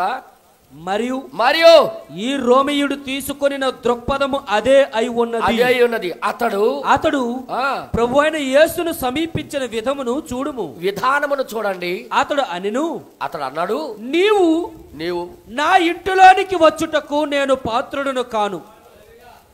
ఆ రోజు అధికారి ఇల్లు ఎలాగుంటుందన్నా, ఈ వెనకాల పనిచేసిన వాళ్ళు ఉంటారు. ఏమి కాదు అధికారి ఆయన. అధికారి అంటే అంత సిఏ రేంజ్ కన్నా పెద్దోడు ఆయన. అవును, శతాధిపతి అని రాయబడింది అక్కడ. 100 మంది మీద అధికారి. అవునా బ్రదర్? నిజమైన బ్రదర్? ఏదైనా కావాలంటే కూరగాయలు ఆల్చేత తెప్పించుకుంటాడు ఆయన. అలాంటి వ్యక్తి ఆయన ఒక సేవకుడు కోసం వచ్చాడన్న. అవునా? ఆయన కింద పనిచేసిన ఒక సేవకుడు కింద, కానిస్టేబుల్ కొరకు వచ్చాడు ఆయన. తర్వాత ఇక్కడ ఏమంటాడు చూడండి ఒకసారి. అందుచేత నీ యొద్దకు వచ్చుటకు నేను పాత్రుడును కానని, నేనే పాత్రుడు కాదు నీ దగ్గర, నాకు నేనే నేను భావించాను అని చెప్పెను. అది దేవుడికి నచ్చేసింది. హల్లెలూయా. ఆ విధానం నచ్చేసింది. ఆ అప్లికేషన్ పెట్టడం నచ్చేసింది. అర్థమైంది మీ అందరికి? అప్లికేషన్ పెట్టే పద్ధతే రాదు మనకి. ఇచ్చే ప్రభువా, ఈయన దాసినట్టుగా చేసే ప్రభువా, వాళ్ళకి కాపాడే ప్రభువా, ఆ కింద మీద చూడరు ఇక కాపాడే ప్రభువా. వీళ్ళు సంచి పాస్టర్లు అందరూ అలాగే చేస్తుంటారు. ఈయనకి దీవించే ప్రభువా, ఈయనకి ఉద్యోగం ఇచ్చే ప్రభువా, ఆ భూమి ఇచ్చే ప్రభు అంటే ఈయనేం చేస్తాడు? పొంగిపోయి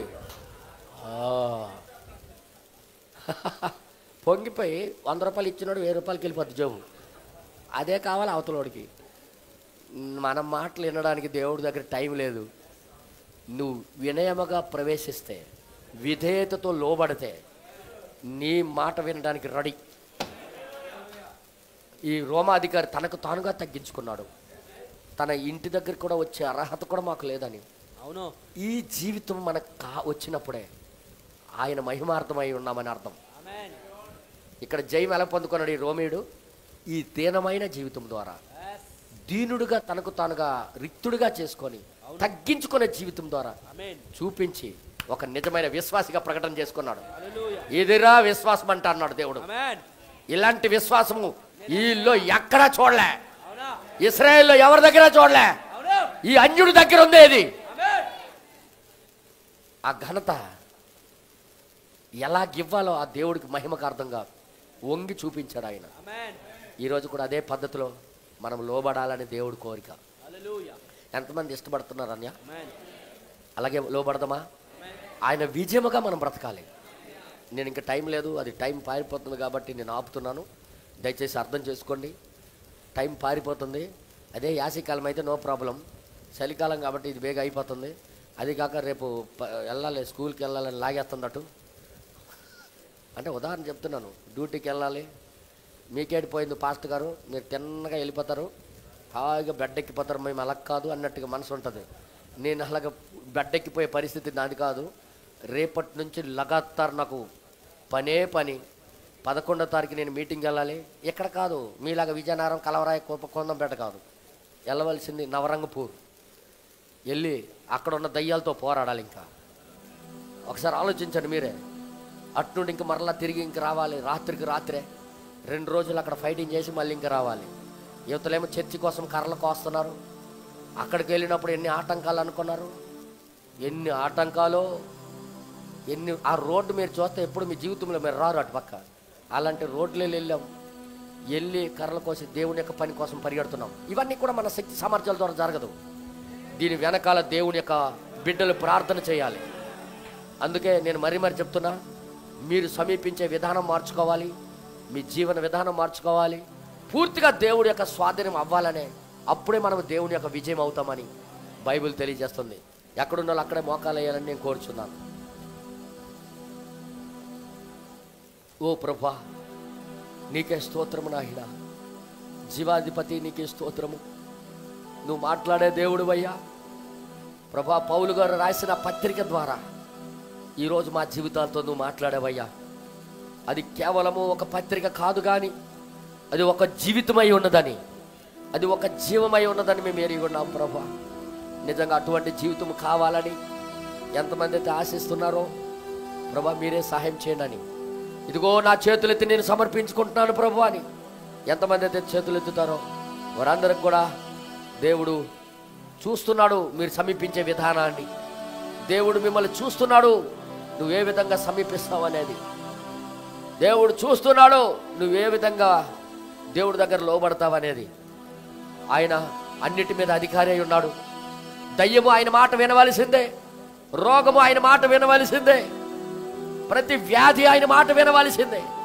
అలాంటి గొప్ప దేవుడి దగ్గర నువ్వు ఒక ప్రకటన పలకగా, నువ్వు ఆయన విజయముగా బ్రతకాలంటే నీకు నువ్వుగా రిక్తుడిగా చేసుకొని, నీకు నువ్వుగా తగ్గించుకొని ఆయన దగ్గర నువ్వు సమీపించాలని దేవుడు ఆశిస్తున్నాడు. ఓ ప్రభా, నీకే స్తోత్రము నాయనా, పరిశుద్ధుడా నీకే స్తోత్రము ప్రభా. ఏదో ఉన్నామని, ఏదో కలిగి ఉన్నామని అనుకోకండి. మనం అసలు యోగ్యులమే కామని ప్రభా, నీ యోగ్యతలో బ్రతుకుటకు సహాయమై చేయమని, కృప చూపించమని, దయ చూపించమని కోరుచున్నాం ప్రభా. సహాయము చేయండి, కృప చూపించండి, దయ చూపించండి. దేవాతి దేవానికి స్తోత్రము నాయన, దేవాతి దేవానికి స్తోత్రము ప్రభా. హల్లెలూయా, హల్లెలూయా. ఓ తండ్రి, నీకే స్తోత్రము నాయన. తండ్రి, ఓ ప్రభా, నీకే స్తోత్రము నాయన. హల్లెలూయా.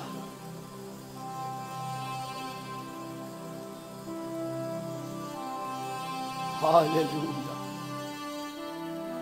నీకే మహిమ. నువ్వు మాట్లాడే దేవుడు అయ్యా. పౌలు గారు ఎందుకు వారికి చూడటానికి ఇష్టపడుతున్నారు? వారికి మీరే నా కిరీటం అని ఎందుకు అంటున్నాడు?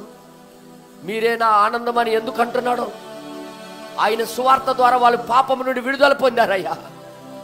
ఆయన చెప్పిన బోధ ద్వారా, ఆయన ప్రకటించిన సువార్త ద్వారా వారు అన్నీ వదులుకొని దేవుడి కోసం బ్రతుకుతున్నారయ్యా. అందుకే వారికి చూడాలనే ఆశతో ఆ ఉత్తరం రాస్తున్నాడని మేము ఎరిగి ఉన్నాం. మన మధ్యలో ఎవరొక్కరు ప్రార్థన చేయండి. మన ప్రేరణ కలిగిన వారు ఎవరొక్కరు ప్రార్థన చేయండి. ఓ ప్రభా, తండ్రి, నీకే మహిమ, నీకే ఘనత ప్రభా. ప్రభా, తెల్లవారుకాల సమయంలో మాతో మాట్లాడినావు, ఈ సమయంలో కూడా నాతో సూటిగా తేటగా మాట్లాడినావు ప్రభా. ప్రభా, ఒకే బైబిల్ చాలామంది సహోదరులు చదువుతారు, కానీ చూపును బట్టి గ్రహించే బట్టి నాయనా నువ్వు మాట్లాడుతావు, అది గ్రహింపని చేస్తావు ప్రభా. ఆ నాయన, ఆ చూపులో మా యొక్క చూపు సొంత చూపు అయితే నీకు విరుద్ధంగా ఉంటుంది. అది నీ ఆత్మ ద్వారా, నీ వాక్యం ద్వారా చూసినప్పుడే నాయన మా యొక్క ఆలోచనలు, మా యొక్క స్వభావము, మా యొక్క నడవడిక మారుతుందని చూపించావు ప్రభా. అయితే తండ్రి, ఈ దినము ఈ యొక్క సాయంత్రకాల సమయంలో నుంచి ఇప్పుడు వరకు మాతో మాట్లాడి ఉన్నావు ప్రభా. తండ్రి, నీకు స్తోత్రం నాయన. తండ్రి, యోగ్యత లేని వారము, ఎందుకు పనికిరాని వారు నాయన, అర్హత లేని వారు తండ్రి. తండ్రి, పాపినేని నేను ఒప్పుకుంటున్నాం ప్రభా. ప్రతి పాపము నుంచి, ప్రతి అపవిత్రం నుంచి, ప్రతి లోకం నుంచి, అవిశ్వాసం నుంచి మేము విడుదల పొందాలంటే ప్రభా తండ్రి, నీ కృప, నీ కనికర మాకు సహాయం కావాలి తండ్రి. ప్రభా, మేము రాలేము ప్రభా, మా మట్టుకు మేము జయించలేం ప్రభు. కానీ నీ యొక్క వాక్యం చేత, నీ యొక్క సేవకుల చేత మాతో సూటిగా తేటగా మాట్లాడుతున్నావు ప్రభా. ఎందుకంటే ప్రభా, పాపములో కూరుకుపోనామని, మా మట్టుగా మేము కరెక్ట్గా ఉన్నాము, మేము యథార్థంగా జీవిస్తున్నామని చెప్పుకుంటున్నాం. కానీ ప్రభా, మాకు నువ్వు బయలుపరుస్తున్నావు ప్రభా నీ సేవకుల ద్వారాగా. నాయనా నీకు స్తోత్రం ప్రభా. ఎందుకంటే మాకు నువ్వు ఎంతగో ప్రేమిస్తున్నావు ప్రభా.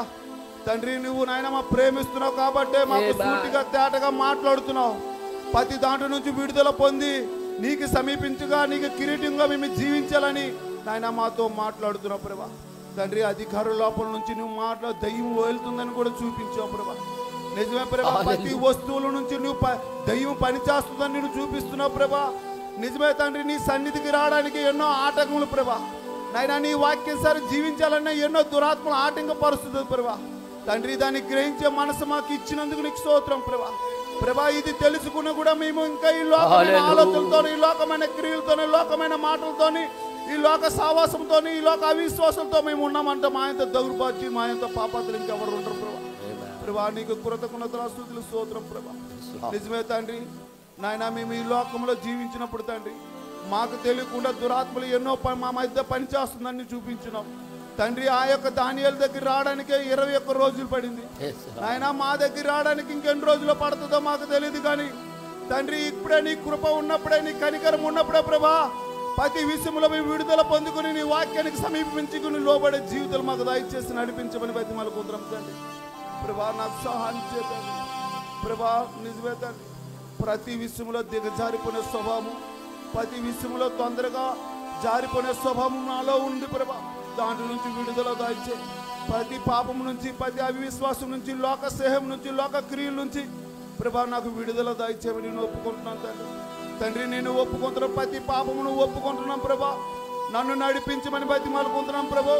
ప్రభా గొర్రె తన మట్టుకు తను నడవలేదు కానీ నడిపించిన కాపరి నడిపిస్తాడు తండ్రి. ఆ కాపరి నువ్వే కాబట్టి నన్ను నడిపించమని బతిమాలుకుంటున్నాం ప్రభు. ప్రభా గొర్రె తను ఉన్ని తను తీసుకోదు ప్రభా. నాయన నాలో ఉన్న ప్రతి పాపం నేను తీసుకోలేను కాబట్టి నీ యొక్క రక్తం చేత నన్ను కడగమని నువ్వు నడిపించమని బతిమాలుకుంటున్నాం తండ్రి. ప్రభా సహాయం చే. ఇక్కడికి వచ్చిన సహోదరి సహోదరులు కూడా నీ వాక్యం చేత, నీ ఆత్మ చేత నడిపించి ఆయన ఐక్యత కలిగి సావాసం కలిగి జీవితం మాకు దాయిచ్చే ప్రభా. నీ యొక్క వాక్యమైన సావాసం, నీ యొక్క ప్రార్థన జీవితం లేకపోతే మేము పడిపోతామని తేటగా మాతో మాట్లాడుతున్నావు ప్రభా. ప్రభా నాయనా నువ్వు మాకు ఎన్నోసార్లు బయలుపరిచినప్పుడు కూడా మా అనాలోచన కలిగి మేము ప్రవర్తించాం ప్రభా. తండ్రి మా తప్పుదములు మా పాపములు క్షమించు. ఈ దినము చెప్పే ప్రతి వర్తమానం ఈ వాక్యం నా హృదయంలో, నా ప్రాణంలో, నా ఆత్మలో ప్రవలింపజేసి ఆ వాక్యమైన ప్రభావం కలిగి నేను జీవించి కొరకు సాక్షిగా నిలబెట్టమని బతిమాలుకుంటాను ప్రభా. పౌలు గారు ఏదైతే కోరుకున్నారో అది పౌలు గారు కాదు కానీ నువ్వు కోరుకుంది ప్రభా. ప్రభా నీకు మహిమగా మేము జీవించాలంటే, నీకు కిరీటంగా మేము జీవించాలంటే ప్రభా నీకు విరోధమైన పద్ధతి కూడా మేము విడిచిపెట్టి దాన్ని తీర్మానం కలిగి జీవించడానికి మాకు సహాయం చేసి నడిపించదండి. కృప చూపించమని బతిమాలుకుంటుంది. ఆ తప్పిదము మా పాపములు అధికంగా క్షమించమని నాయనా నీ యొక్క చిత్తానుసారంగా, నీ యొక్క ఇష్టానుసారంగా మాకు నడిపించమని బతిమాలుకుంటున్నాను. మహిమాకాంత ప్రభావం నువ్వే పొందుకోమని ఇచ్చిన ప్రార్థన మా ప్రభు రక్షకుడైన యేసుక్రీస్తు నామములో అడుగుతున్నాం తండ్రి. ఆమేన్. నా పాపము బాప నలిపివైనావు,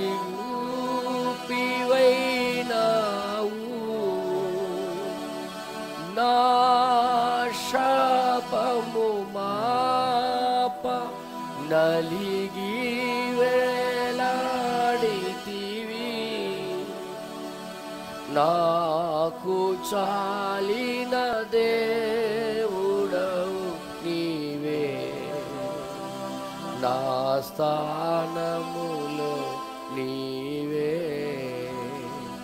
నాకు చాలిన దేవుడవు నీవే, నా స్థానములో నీవే. హల్లెలూయా యేసయ్యా, హల్లెలూయా యేసయ్యా. నీ రూపము నాలో నిర్మించియున్నావు,